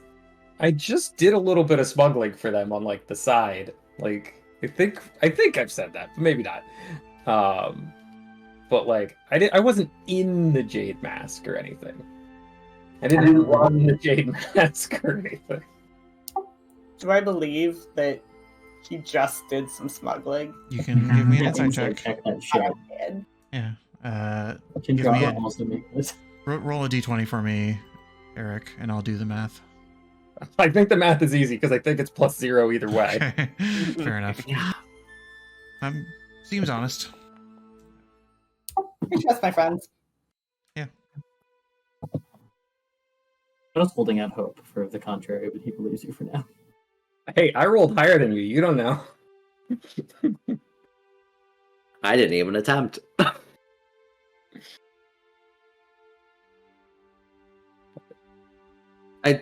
I would like to do some shopping. I might split off when you guys go into the gambling hall and meet you guys later. I do enjoy what place was it? Both the Jewel and Solar Square I enjoy, so I think it'll be nice to get back into that space again. Well, and I think if there's anything urgent we need to do in town, it makes sense to do that. But if, we're leaving town and traveling and going after somebody outside of town, then yeah, I think, getting our money and seeing what kind of advantages we can get ourselves, by spending some of it before we leave makes sense. Oh yeah, did we pick up the money that we got from that you mentioned earlier? Do we pick that up? We should. We need to go pick that up and maybe try and figure out how the heck we sell the keg. But I'm not sure how we make that happen. Are we gonna? Do we need to decide on the guild of it all over here? There's a lot happening. Unless anybody has a great idea, we can always just make ourselves a guild of adventurers. The left stars. We take all the jobs that are left. I love that. I don't often reward inspiration, but I'm going to give my inspiration. I like it. That's amazing.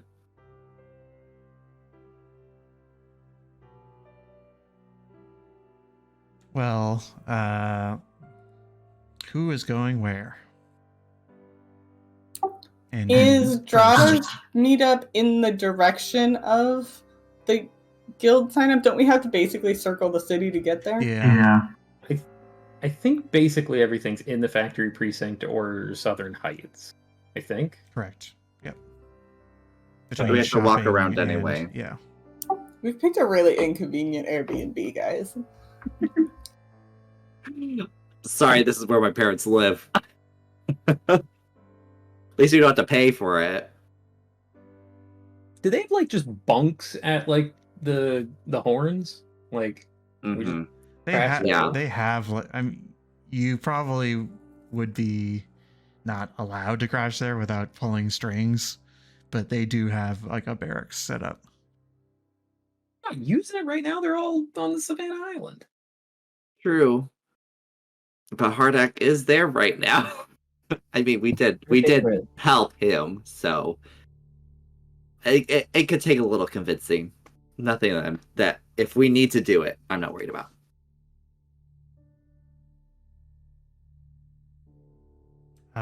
Is everybody who's going where first? I'll go with Drada first. Sure. Let's go knock out the Drada thing. Yay! So everybody's going to the Burning Needle then? Is that I think what I I was understand? going to separate and do shopping, and then if they're still at the Burning Needle, join up with them. Well, do you want to do shopping before we get money? Should we? I like walking around a little bit, so I think maybe some alone time will be nice. Okay. We will take a little break before we get into all that, though. So we'll come back and talk about all that. Sound good?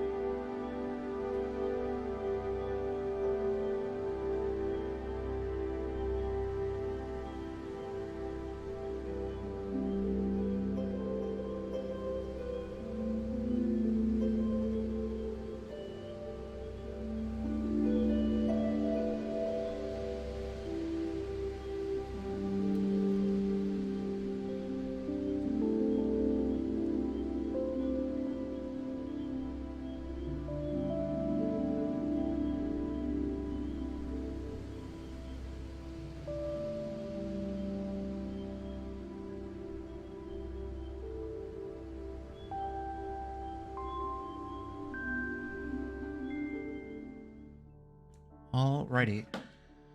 So, I want to sort of go through the larger group first.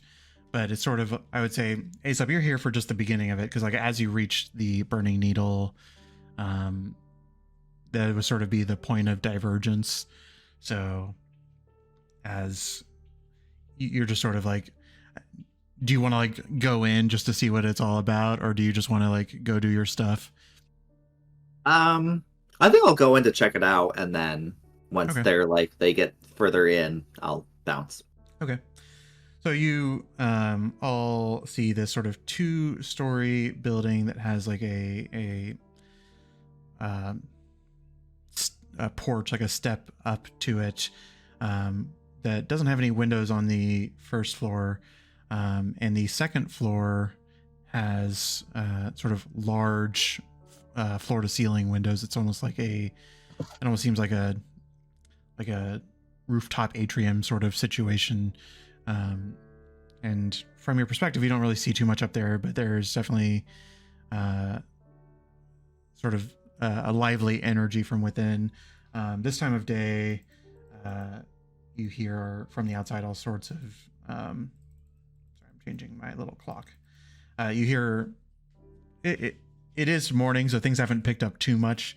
However, you do still hear activity, and it's sort of probably no surprise to you. People gamble all hours of the day, so but you all walk in and are sort of in this small entryway, like foyer area, that's actually reasonably cramped, and you can't see any of the activity within this establishment as you're entering. It's all sort of, you hear noises coming from other rooms behind, but there is a half-elven woman with a sort of long green dress, kind of dressed to the nines. This seems to be on the fancier end of gambling halls.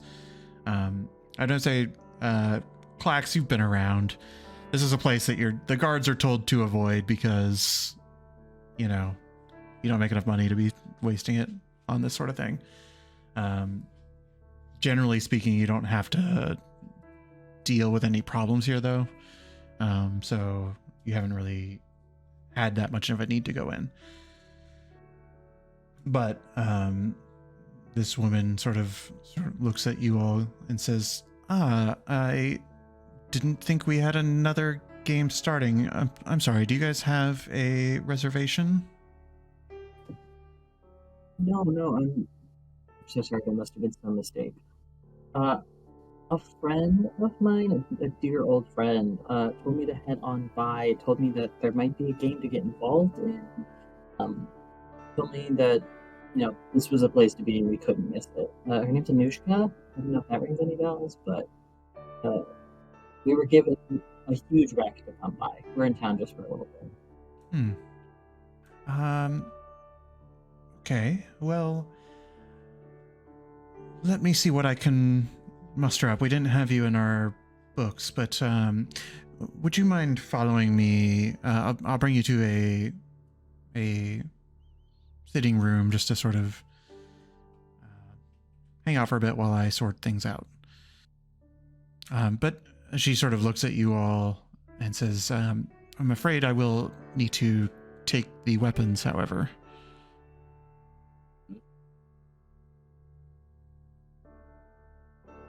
Why don't I just wait outside for you guys? I'll go with. I mean, you could join me, Klex, if you want. It's shopping though.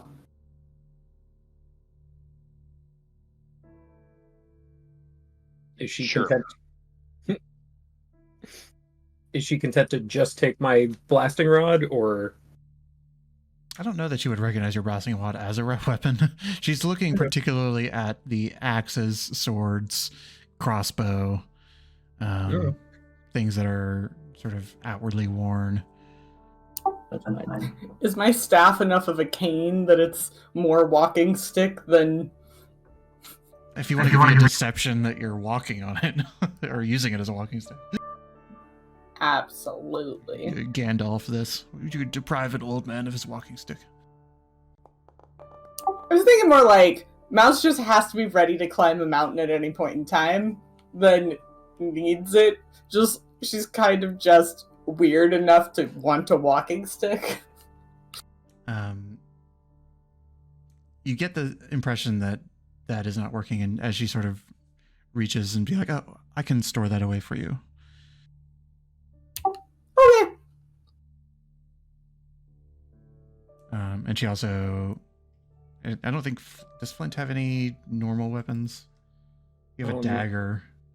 I have a dagger and a shield. Yeah, I mean, arguably these things are in your bag of holding though, so. That's fair, yeah. Like while we're walking around the city, I'm not Wearing it. wear those things. It is sort of like you have a moment of recognition where it's like, all right, I'm wearing a breastplate now among the people, right? Yeah. And I think like Klax walks in strapped to the nines, and it's like, you're allowed in here if you're dressed as a warrior as long as you just don't have your weapons. So like this woman sort of looks at you and sort of sizes up if you have anything to turn in, but seeing you not produce anything, she's just sort of content to be like, all right, I guess maybe I was mistaken. But she looks to Drada and sees your crossbow. I know you also have a longbow in your inventory, but I kind of just assume you don't carry that around all the time. You're muted. You're muted. Probably not. I forgot I have that. I should at some point. Anyways. Crossbow gets handed over. Okay. And then Klax and Aesop, you're just like, all right, peace. Pretty much. Okay. Fun shopping. Well, if you all could please, she takes your weapons and sort of, there's a closet behind her that seems to be into a little storeroom of sorts. You hear rustling around as things are being stored away, and she comes up and says, right this way, please. And leads you up a set of stairs to the second floor. You enter this is the from the outside, like I mentioned, I was talking about how it seemed like there was a lot of glass, and that is true. There's floor to ceiling windows almost all the way around this kind of like rooftop, less of a floor and more of a covered rooftop. And there's like a full bar here set up, and there's a variety of like elegant couches and sort of like coffee tables and whatnot. And you see there's a variety of people sitting down and sort of smoking some kind of tobacco or another, reading books and hanging out here, sort of looking around. There's a variety of like, merchant type folks just hanging out, or you without sort of like knowing any of these people, they all look like they are comfortable here and that they're sort of like just using this area to chill. But you're sort of dropped off by this woman at the bar, and you see this half-orc bartender who she says, we have a unscheduled table here, looking to get a game arranged. I think I need a few more players, so I'm going to just sort of do the rounds and see if we can scrounge up a table. But if you could sort of just get them around, and I'll be back to receive you all here shortly. Thank you so much. Sorry, I don't think I got your name. Esmeralda. Esmeralda, great to meet you. And I think Drada hands over a silver as a tip. She holds up her hands and says, no worries at all. He walks off. I think Flint looks at Drada and is like, wait, are we gambling? So maybe. The answer is I'm here to talk to someone, and that someone is going to give us information and maybe things to do. But we need to find that person. Okay. The bartender says, and You need some drinks to prepare for the game, or are you good? Anyone want drinks? It's on me. Sure, it's Andrada. I'd say 5 silver, which sort of strikes you as a little bit more expensive than normal, but maybe you're unsurprised by that. Different liquors and wines and things they're not Avendir's Ayrshire brandy or anything, but this is a place that is pretty polished and seems to have a lot of options.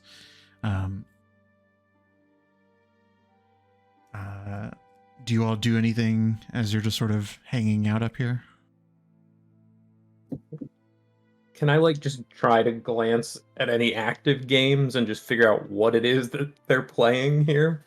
This is a sitting room. This is not the gambling room. Oh, okay. I think I would be trying to is anyone sitting in a way that they're projecting a lot of space in the room? Like someone being you said they're all comfortable, but is there someone who's just you can tell this is their haunt and they know everything and everyone who goes through here? And if the answer is the bartender, chill to hang out with the bartender as well. Give me I'd say a perception check.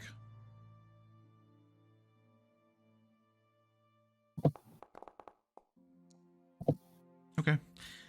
There is one individual, a kind of human man, who is on a sort of large recliner, and is smoking kind of the biggest cigar, and seems to be sort of center place on a rug, centered on a rug that nobody else is on.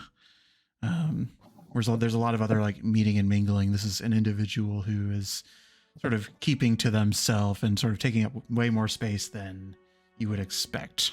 They're sort of in the command position of the room, so to speak. They can see everything from where they're sitting. If that's I'd be to the bartender, just if you don't mind asking, who's the guy with the cigar over there? He seems like he knows the place pretty well. That's Spike. Don't He's the big man's eyes and ears. Just don't give him any trouble and you'll be fine.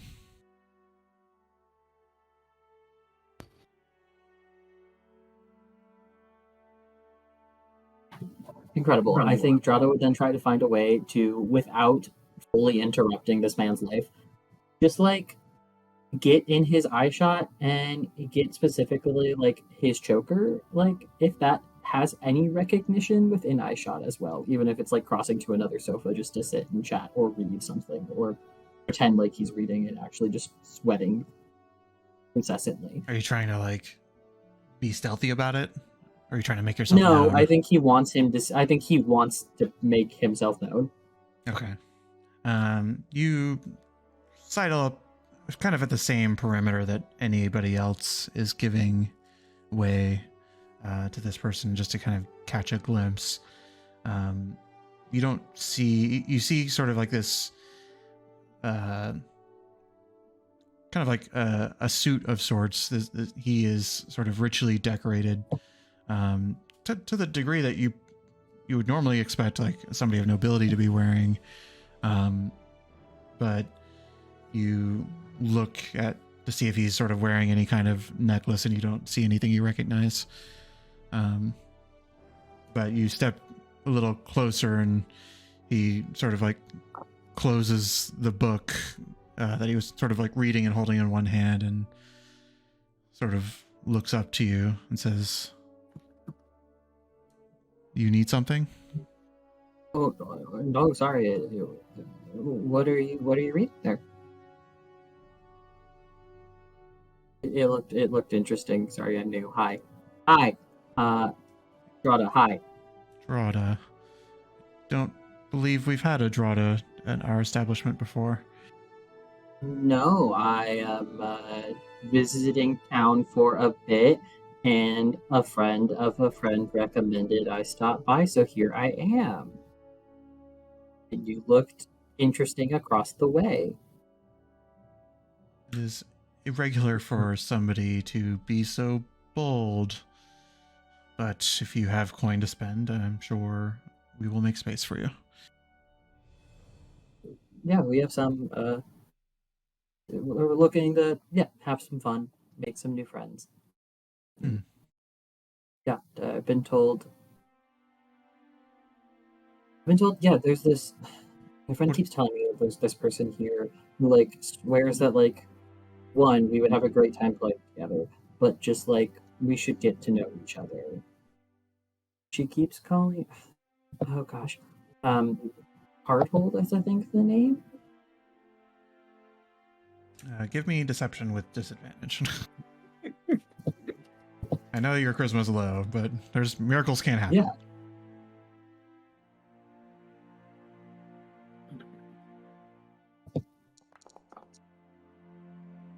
Starting off great. Great. Not getting better. I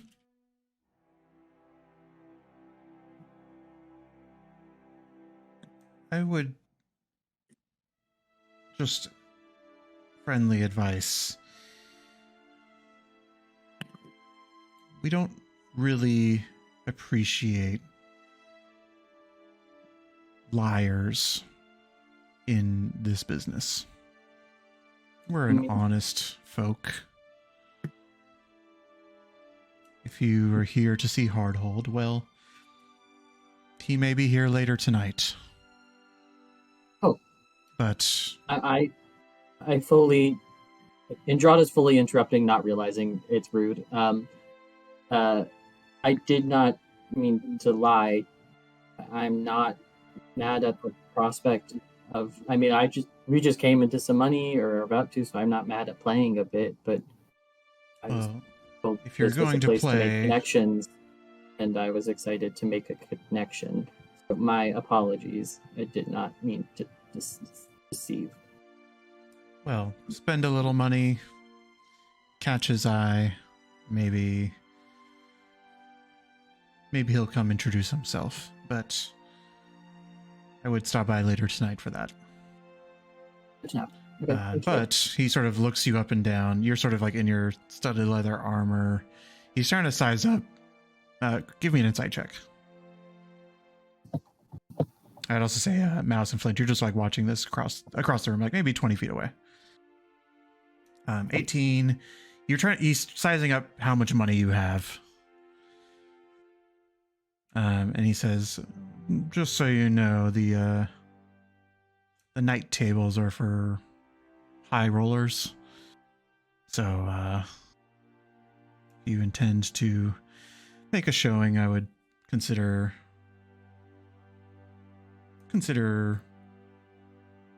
dressing a little bit more appropriately and bringing a bit of money. We do offer loans, of course, for anybody who needs them. So if you could see Esmeralda downstairs, we do loans of up to 400 gold usually for newcomers. Good to know. I appreciate the offer, and I appreciate your candor. I hope to be back this evening. And sorry for disturbing you. Hope you like what you're reading. You didn't tell me what it was. I hope it's a good book. Nice to meet you. I would say within Inside 18 too, one thing that you just sort of catch, or your insight and your perception from earlier, I would say. One thing you catch is that while everybody else in this room is not armed, he does seem to be, or at least he has like something resembling a pointy stick sort of strapped to his waist.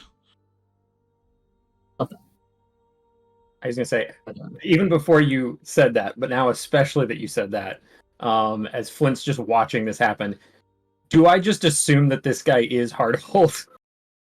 You have no idea. Flint assumes this is Hardhold. Drada's also assuming this, and that Drada is just bad at doing things. Esmeralda eventually comes by and says, "We do have a table prepared for you all if you would like to get a game in." Actually, that's so kind of you, and I appreciate you going through all the trouble, chatting with some of the patrons here. And actually, if it's helpful for you and in giving more advance notice, we might be making a return stop this evening. And needing to head out shortly for a bit. Apologies for inconvenience. Oh, surely I could get a reservation together. Is it just the three of you, or do you think your friends might be willing to join as well?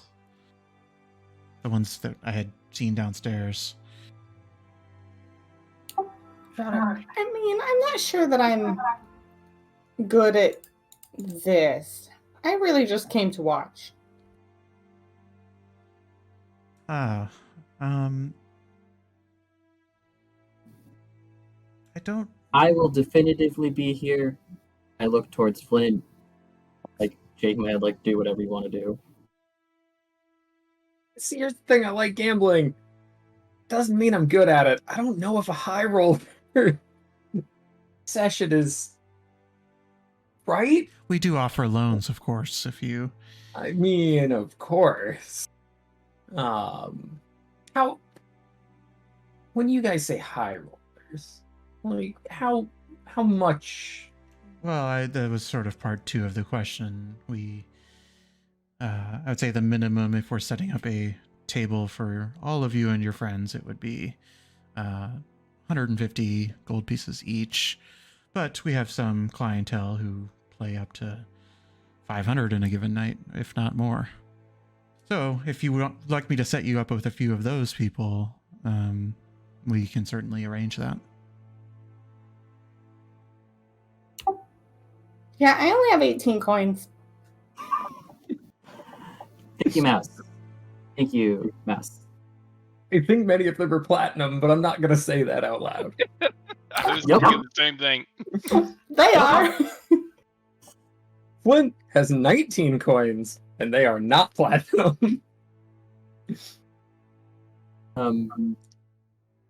Well, Rada looks to over to Spike briefly, just like, is that gentleman over there playing tonight? I'd love to share a table with him if possible. I could ask him. He does game from time to time. He tends No to play pressure, at no the worries. bigger tables, though. That's So would you like to play at one of the 500s then? Give me a moment to check how much money I currently have, and this is Jacob and not Drada. You're about to get paid 500 if that matters. Yeah.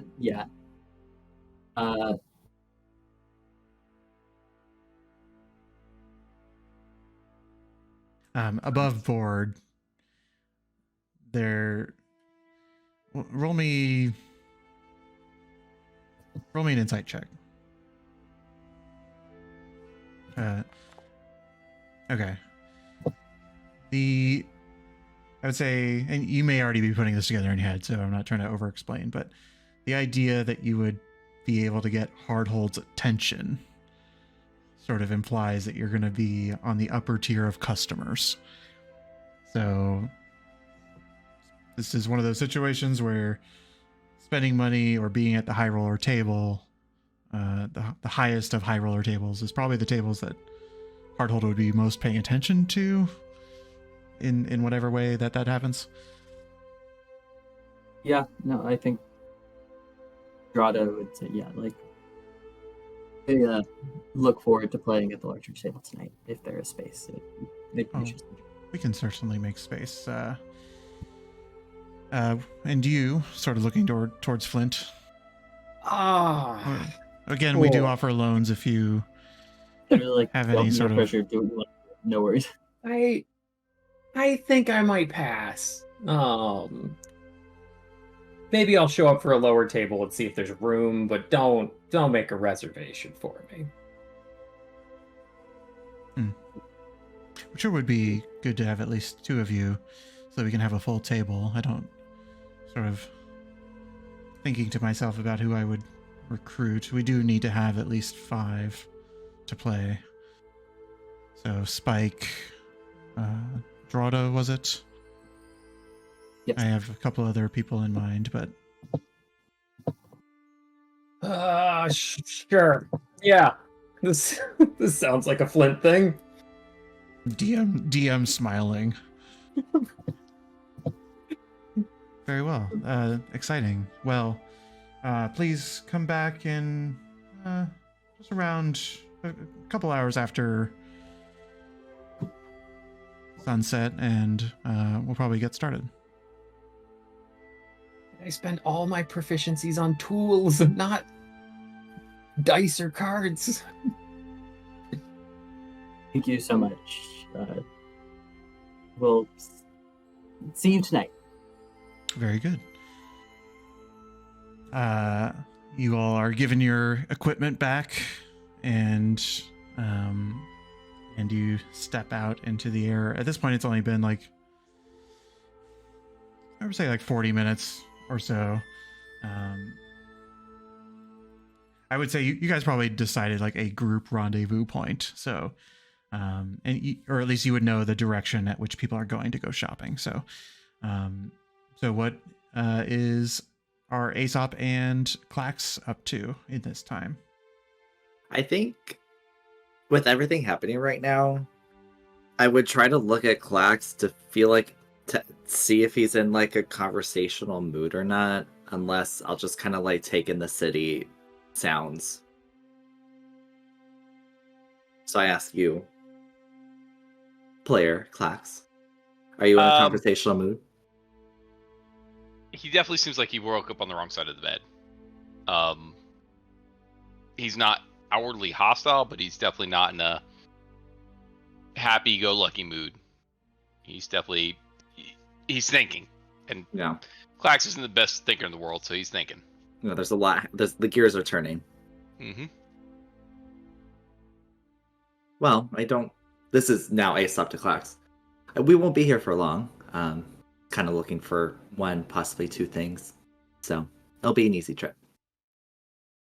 Sounds good. Lead the way. So Anything in particular you're looking for? yes. I'm looking for an armor stand.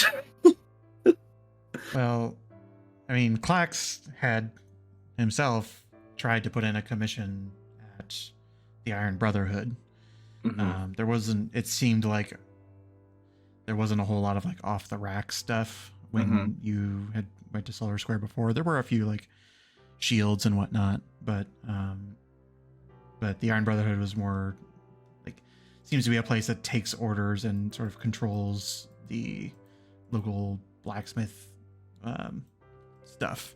True. Unfortunately, I just don't know how long we have here to put in an order in for. So that's why I was hoping I Yeah, could find you probably something need to that go would there work and it. see like if anybody's has a work in progress or if they have stuff Oh, like that's that. fair. So Okay. um So you recommend the Iron Brotherhood anyway? So we'll go there. yeah. Okay. We can expedite some of this, but what are you looking to buy?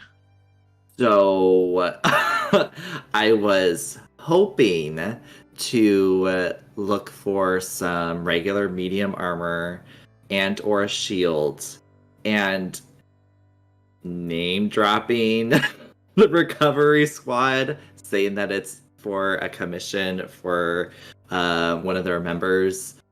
Me being the member, my armor got damaged in a recent fight, and recently come back from a mission, need to have it refreshed.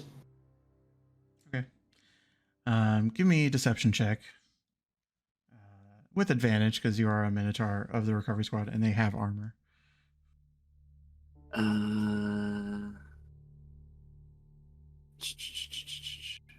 Is it shift click for advantage going through attributes or control? I think so, but just do it and we'll see we'll take whatever roll is higher. I forget. Okay. I'd say it'll probably also occurs to Clax, like, why is Aesop buying heavier armor? It works. Shift work. A 26 is quite good. So what I'm going to tell you is that whether Aesop knew this or not, there is a deal with the recovery squad that the Iron Brotherhood has, and sort of as you're talking through your needs, and they sort of just trust, like, whatever paperwork they have for this sort of thing, they don't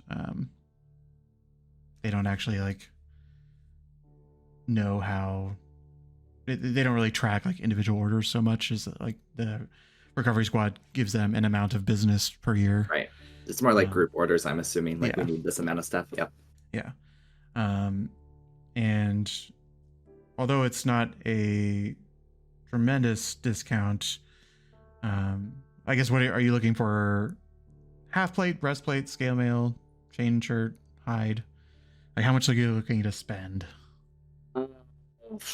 Maybe I should have done more research on this. I think Aesop wouldn't have known that there were different types of medium armor anyway. Yeah. So I guess this is fair. Yeah, Aesop walks up and clacks and asks, "I just need some metal armor." At this point, I'm gonna pull him aside. Yeah. One second. Yeah. Wait just a minute. Sure. Yeah. What are we doing? I am the I have been down the most in almost every fight. And at this point, I'm always starting to feel like a liability. Especially on a mission to a place that was intended for me to find more information about my own family. And I put myself in danger, and I fell again in front of my parents. Not only bringing that trauma to them, but to myself. Okay, all right. So I'm gonna kind of pat him aside, looking up at him a little bit. Yeah, Right. I'm like puffing. I'm like, just it's been a lot. So for me, just what is he actually wearing right now? Like, what is, because I know he has his little like outfit and everything, but like armor wise, what is he actually wearing? I will let you know. Yeah. It is regular leather. No, studded leather. Yes. And yeah, you guys had this studded leather customized to have like or no, I think you guys had rivets put in them to sort of indicate the left stars. Yep. I want to give an above board, just if you don't mind, Art. Go for it. Just like this is related to a feat that was chosen so that as a bard, Aesop can now take medium armor. Got it. And shields. Okay. So Clax would not be like, all right, it's impossible, but it's more like, all right, we just need to make sure to get something that fits. Okay. All right. Like, and he needs probably some practice to wear it. All right. So knowing that, then just kind of looking at him, and forgive me for not knowing all the armor types off the top of my head, but just kind of looking at, okay, so we got this is what you're trying to do. All right, let's go back and let's kind of talk a little bit more. We want a little more protection, but you still need some mobility. You still need to be able to move. Right. But we can't go kind of what I'm wearing. You can't go with what Flint's wearing, right? You need something kind of in between. So let's go back and let's talk. And if you don't mind, just as you're negotiating, I might interject here or there, see if we can't find something a little bit. Okay. So you actually can get what Flint's wearing if you have 400 gold to drop on it. That's minus any sort of discount that I might apply to it. But the next thing down, which would be disadvantage on stealth checks, but the same AC, would be scale mail, which is only, the base price is like 50 gold. Okay. So if you're trying to get scale mail, 50 gold, and a shield, which is 10 gold, they would give it to you for 50. Is that the best medium armor to give me the most AC? I mean, if you spend 750 gold, you can get half plate, which is going to give you even higher. It's 15 plus up to 2 from your dex. With half plate? With half plate. Yeah, without a shield. Without a shield, yeah. Breastplate is what most people, I think, tend to go for. Yeah. It's cheaper and you don't get the stealth penalty, and that's 14 plus 2 from Dex. Yeah. So you only get 1 by going to half plate, and it's more expensive and gives you disadvantage on stealth, but we don't stealth. So You said breastplate was still 400. Yeah, if you go for breastplate, assuming that you're getting a shield, because you mentioned that as well. Mm-hmm. Breastplate and shield is going to run you 350 gold, and scale mail and shield is going to run you 50 gold. Both give you the same AC, but one of them gives you not having disadvantage on your stealth checks. Right.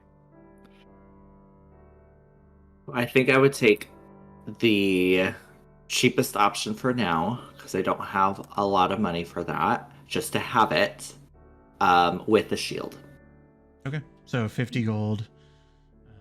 Plus 10 for the shield. Yeah, well, no, 50 gold with the discount, the recovery squad discount, you're getting 60 All of gold that. for the price of 50. Yep. Okay. They do say they one of the people at the forge is like, well, let's just let me size you up, make a few modifications. We'll get it to you in 2 days. Sure. Okay. If I may, do you have a expedited fee? I'm sure you have orders ahead of it. Just I another understand that, but 5 gold tomorrow morning. I give him the 5 gold. Oh, Clax, thank you. We'll talk on the way out. Okay. All right. He sort of like, it's gonna be a long night, but he'll take Hey, it. five gold directly into his pocket, man. He's gonna be happy. Yeah. Cool. So I'm gonna put it in your inventory just because I'm Yeah. gonna forget. And on the way out before we leave, I'll just be like, the recovery squad thanks you. You hear as you're walking away, well, I thank you for your money. On the way out. Hand-me-down armor. Sorry, what was that, Flint? They probably do have hand-me-down armor, knowing my father, but probably want to keep it. Anyway, Clax. So I hope you don't mind me kind of stepping in there. No, I mean, But I was want actually to kind of glad that you came. 2 things. One, I'm gonna make sure you're okay, and I get where you're coming from. You know, getting the snot kicked out of you a couple times doesn't really feel great. No. But I also want to kind of lean on you for 2 things. One, I paid the 5 gold because I want us to be flexible for tomorrow. Sure. I want us to be able to grab the armor, and if need be, move. See what we can do. This whole situation with Francis has kind of got me a little perplexed. Yeah, it seemed like your meeting maybe didn't go so well. I guess I couldn't tell the vibe when you came back, but We'll have to think about. But with that, and again, everybody's been great. I'm not going to say there's any problems, but if we need to push to get something done, can I count on you? You know, we went and helped you out with your family and everything else, but I'm looking for help for you. If you know, other people have other competing priorities at this point, I need to get rid of this specter that's haunting over me. I need to take care of the situation with Selny. Do I got you in my corner? absolutely. I appreciate it. We're the Left Stars. We've been together. God, it seems like forever now, but we're all here to help each other, right?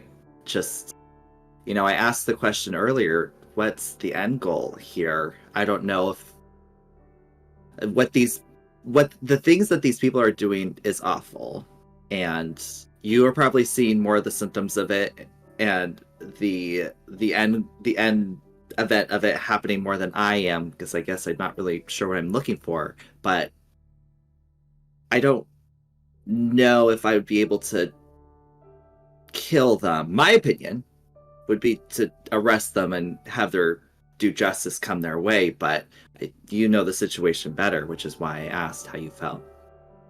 So, a couple things, Ace up. One, you won't need to kill anybody you don't want to kill. But to your question about the end goal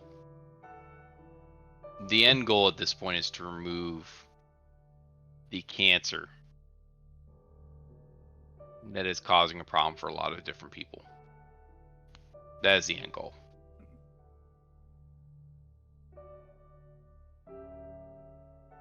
I'm in your corner. Thank you. Let's Thanks go meet for- up with everybody else. Yeah, Give me a big pat on the back. kind of like hop a skip because you pushed me a little too far. I'm like, yeah, oh yeah, let's go. Whew. And off we go to our designated meeting point, I think. Okay. I would say everybody has money on the mind, so you would sort of be probably meeting up at the treasury, I expect. That works. Word. And the amount of time that you're sort of getting measured up and whatnot, you actually do sort of like link up on the way there. And you enter this sort of like within the Southern Heights. It's always been more of like a city area where there's sort of high rises and not skyscrapers by modern terms, but like this is where all the large buildings are, the large tall buildings and towers and things like that are. And you come to a building that you, Clax, have been to several times before. It's kind of like a little bit of a stronghold that is attached to a larger administrative building. A lot of where the Consonance city government would operate out of. Not quite a city hall, because the king is here and therefore they kind of run the place, but it is sort of like the people who operate a lot of the infrastructure and whatnot. You come to this sort of like large stone building, and sort of one of the entrances to the building is a cordoned off area that is particularly meant for the treasury. As you enter, it's sort of like plain and nondescript in many ways. This is where there is a lot of money, or you expect that there's a lot of money held here, and so they try to not be too flashy about it. But you do see that there is, and Clax would know this, there is a private guard force here that is watching the treasury of unifiers. This is not where the patrols from the city guard necessarily watch. This is one building in the Southern Heights that is sort of highly protected by the throne. And you walk up, and there's this sort of big glasses, older gnomish figure, glasses that are just sort of like so magnified that you question how she even reads or operates. And she sort of like looks up to the group of you and says, "Hello? Are you here to make a deposit or a withdrawal?" Withdrawal? "May I see your paperwork, please?" I'll present the patron contract from Avendir. She sort of grabs it. She's like on a little standing like on a stool of sorts on this desk, and sort of grabs it and like takes it underneath the desk to sort of look at sort of whatever index cards she has of an organization system, and pulls one out and says, "Yes, I believe I have Mouse Draddy Claxostes, A.E. Soap, and Flint." That's us. She peers back from under, like giving everybody the, like, she's like looking at a card and looking at you. It doesn't have your illustrations on it, but it must have something. She says, "One moment." And she just sort of like disappears behind a closed door. A frail old woman in charge of accounting. Eventually, Money is in safe arthritic hands. yeah. Eventually, she comes back with a cart that has these like 5 heavy bags on them. Heavy in the sense that heavy for her. And she sort of puts a. This is bureaucrat. Clax, you've done this before, although with much less money. Usually they just like throw a couple coins your way, and they don't even like ask questions if they know who you are. But because it was a large amount of money, you imagine there's a little bit more to it. And she asks you all to sort of sign a piece of paper that she puts in front of you, and sort of gathering the signatures, which I think for Mouse is just like a handprint or something. Yeah, no, Mouse doesn't understand the point of a signature. She eventually like through a sort of like latch that opens up the desk into the front of the room, pushes the cart through, and hands you all a slip of paper, and says, "This is your receipt. Please do come again and let me know if there's anything more I can do for you." Thank you very much.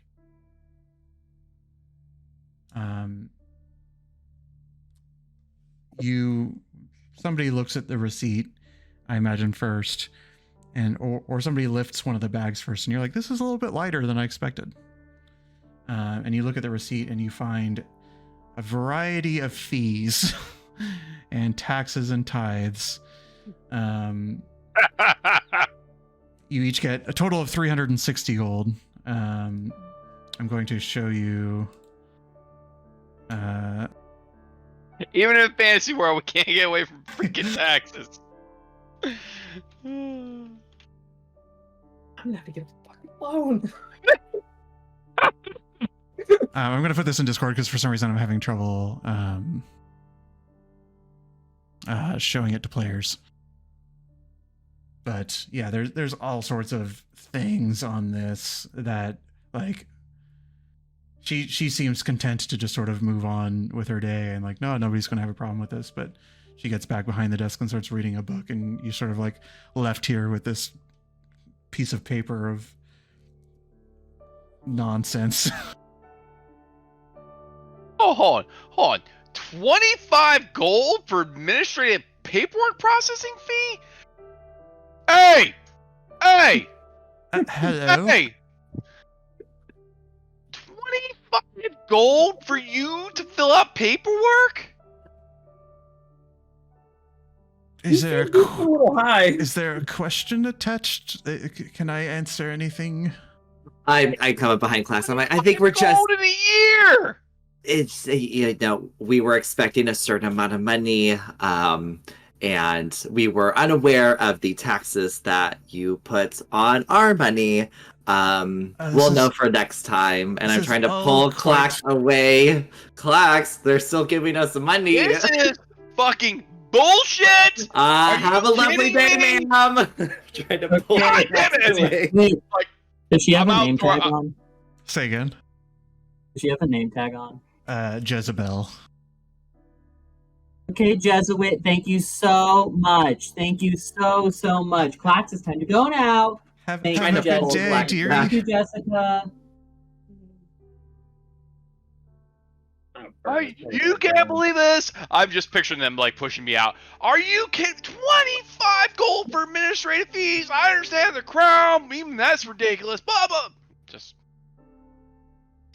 there's like a bit of a scene, like those of you who are not distracted in the way that Clax is does see that Clax is attracting the attention of the unifiers, but nobody's like, everybody has an eye on the situation, but nobody's acting until they needed to act. But Clax gets dragged out. Hi, just disgruntled citizens. Hi, hello, yes, we're fine. We're just moving away. Thank you. Should charge these people for staring at us. Maybe we get our freaking money back. I'm sorry. does anybody else have a problem with this? Like once we're outside, like, are you kidding me? I know. Yeah, We live in a I feel like I need to get society. I feel like I need to read up on the tax code, find some loopholes or something. I mean, isn't money basically made up anyway? Like, I love Mouse so much. Mouse, you're not wrong, but you have to understand there's a principle in things. There's a principle that Yeah, she that's makes probably more than I charging. made in a year to write out a piece of paper, and it's times 5. She makes more, like, well, I know she doesn't make it with the like, You made just 5 gold in a Clax is year? beside himself. Clax is just absolutely beside himself, like hands in his head in his hands, like just, oh my god, oh my god. Dra only makes 5. Drada's just like, wow, people don't get paid enough. Is the lesson Drada's learning from this? Yeah, Clax, I think you typically don't even get a receipt in the guard. It's just like if your face is known and you're wearing your uniform, they'll throw you a couple gold every week or whatever it is. Yeah. There is no paperwork as a guard, I would say. Yeah. Tell you what, DM, you did good on this one. I like to trigger players as well as characters. Oh, that was good. All right, so Clax is slowly calming down. Look for the nearest street vendor with food at this point. I mean, Clax, I know, like, it's been a rough couple of days, and you might be feeling a murderous intent to go after some people who hurt some other people. Alternatively, channel that into reforming a broken tax code, helping so many people throughout the entire continent. You know what? I think it's time for you to become the administrator that you were always meant to be. After we're done with our issue that we have to take care, Drada, I like where you're thinking. Somebody needs to stand up for the little guy. Somebody needs to be there for him. Somebody needs to say that this isn't right. I like where you're going. You with me? Clax, roll me an intelligence check. I just want to add one layer to this. Oh God. Sorry. Intelligence. Where is it?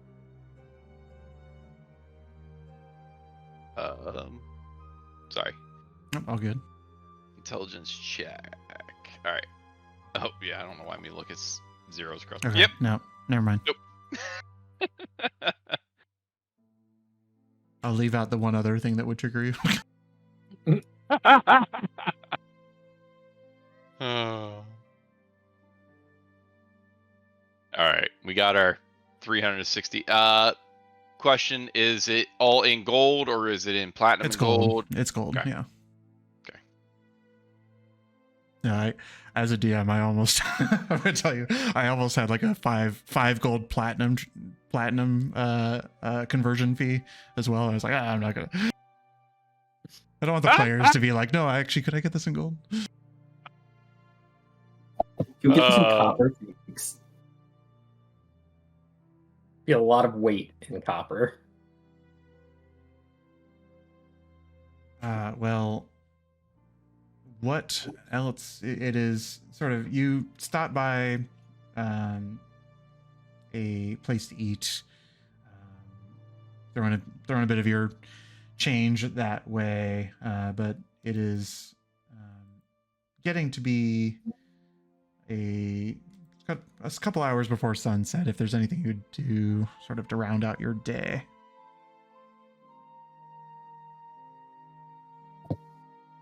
No, I think Clax is still just grumbling the whole time. Like the first time he's ever actually had money and seeing this, he's just beside himself and just eating away his sorrows right now, essentially. Can we? So we're in like the kind of higher end shopping, whatever part of town, right?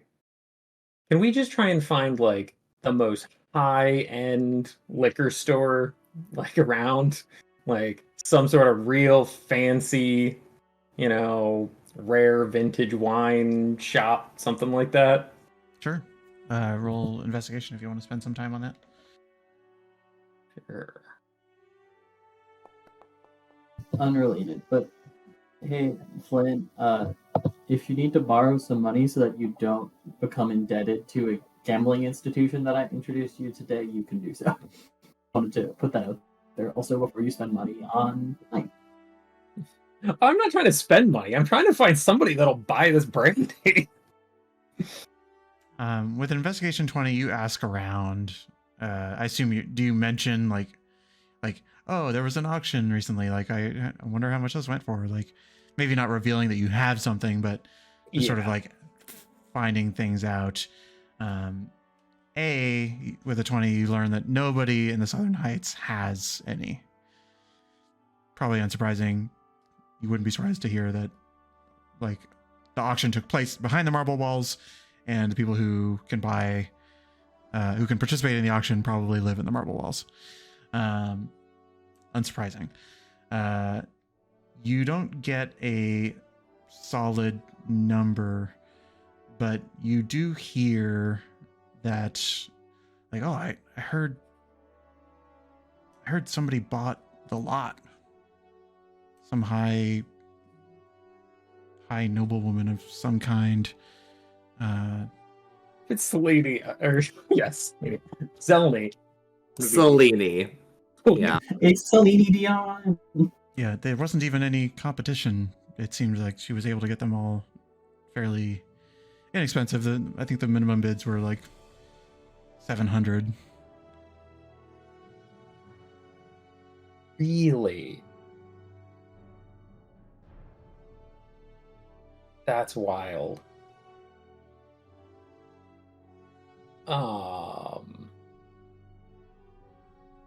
You hear this from like this is like the rumor mill. You're not talking to like one person. Yeah. It seems like the people in the Southern Heights, there's a lot of chatter about it. You stop by a couple of like the restaurants around here that would maybe have a small bottle of it on their shelves for fancy occasions. But they're just talking about how it was sort of completely closed off from them, not just the marble walls, but how any attempt to sort of figure out who the buyer was has been met with no answers. It was all bought by one person, and they somehow or another got everybody else to not bid and got it cheap. I wonder who that could have been.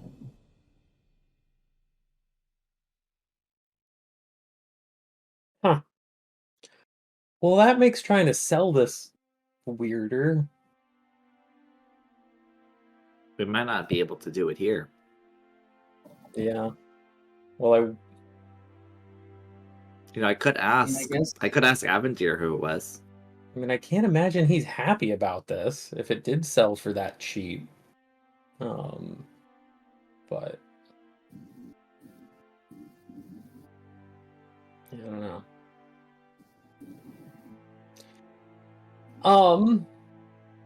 Is there anything else we want to do before Drada and I go off to gamble? I mean, before selling, in a way, if we were to sell it before she releases any of her stock, we would be the only people on the market who have an offering. So that would also draw a lot of attention to us. Yeah. She also does know we have one already. True. It's not exactly a secret.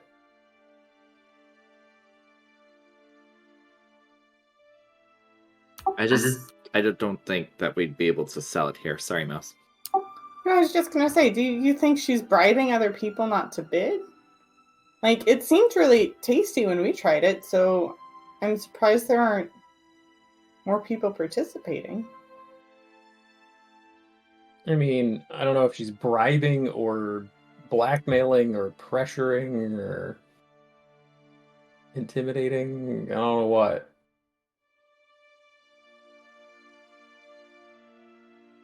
I'm wondering if we don't need to try and find some noble that we have a better relationship with, but That's mostly Aventir.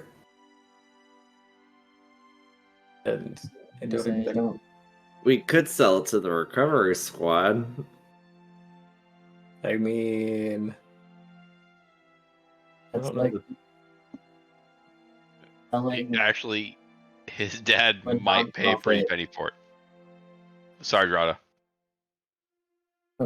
That feels like the equivalent of like putting something at auction at a non-profit. Like, I don't know if we'd get the greatest return on investment. Not to shame your family or any of the people associated with them. No, try to. Yeah, it's Yeah. okay. I get it. Yes. And you would know, like, the recovery squad lives and operates under like government grants, so to speak, which the members are then paid like a fair wage and salary, but your dad is not loaded. Right. Your parents are not loaded. They do well for themselves, having been in leadership positions, but 700 gold would be quite steep. Yeah. Mhm. Yeah, for 700 gold, I feel like we almost ought to just keep it for ourselves or something. We're expecting over 1,000. Based on according to the Brandy auction dates thing, based on historical price variations, the starting bid for each cask will be set at 7,000 gold. Oh, I'm sorry. I was that must have been a typo on my new notes. It would have been 7,000, not 700. Okay. The minimum bids. Okay. Sorry. So they didn't get Retcon. escalated. Yeah, Like, they didn't get a 10% wholesale thing. They just Okay. didn't have competition. Okay. All right. So Avendir's still making bank Yeah. off of selling these. You could just be making a lot more. Yeah, my parents wouldn't have 7,000 gold Yeah. lying around. We could Yeah. try and I think I just sell forgot it to add a to, zero in my thing. Sorry about that. we could try and sell it to Brightbeard or Puddles. Just Brightbeard like I would love us. it. No. We potentially made Brightbeard a decent chunk of money with the Clearing out the mines. yeah. Yeah. And I mean, 7,000 gold for one of these casks, I think, is a pretty sweet deal. That's an investment right there. But regardless, maybe not a problem we solve today.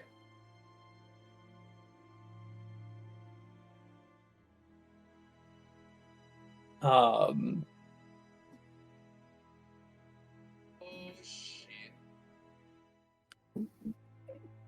you and I should maybe find some top hats or something before we go Oh, camping. I was about to say, Drod had been thinking about his fit now for a while. And would like to find if there is time to freshen up / change. Yeah, I think now is, as the day is Cool. winding down, you all go to probably the Jewel within the Southern Heights to do a little bit of dress up and shopping. Ace Up could be recruited to help you out. Been around there for sure. But just to we will go over what your outfit is next session. I'd say if you're gonna just go ahead and deduct, I would say 5 gold to get something that you think will be acceptable for tonight's occasion. And put in your inventory fancy clothes so that you don't have to buy them again if need be. Didn't we get fancy clothes to wear to the? Yeah, we have fancy clothes. Do you? Oh, from the Tournament of Tales, that's right. Yes. Yeah. Okay, then I don't know if everybody did, but it's fine. You guys have changes of clothes. You aren't just rolling around in your armor and one tunic forever and ever. Never. You spend time getting cleaned up, and you make your way back to the Burning Needle later that night. If there's anything that you want to do, we'll talk about that at the top of next session. But for now, we'll go ahead and end a little early with the notion that is sort of what we're going to do next. and I can't wait to take all your money. It's gonna be great. No, you guys are gonna win every round, every single one. I love when my DM gives me one narrative breadcrumb, and that narrative breadcrumb leads to losing all of the wealth we have accrued. This hasn't happened at all before ever. We didn't also spend like 650 gold on a flower. Flower, yeah. Yeah. No, Yeah. that's silly. That's crazy. What are you talking about? It's fine. I'm sure Drada and Flint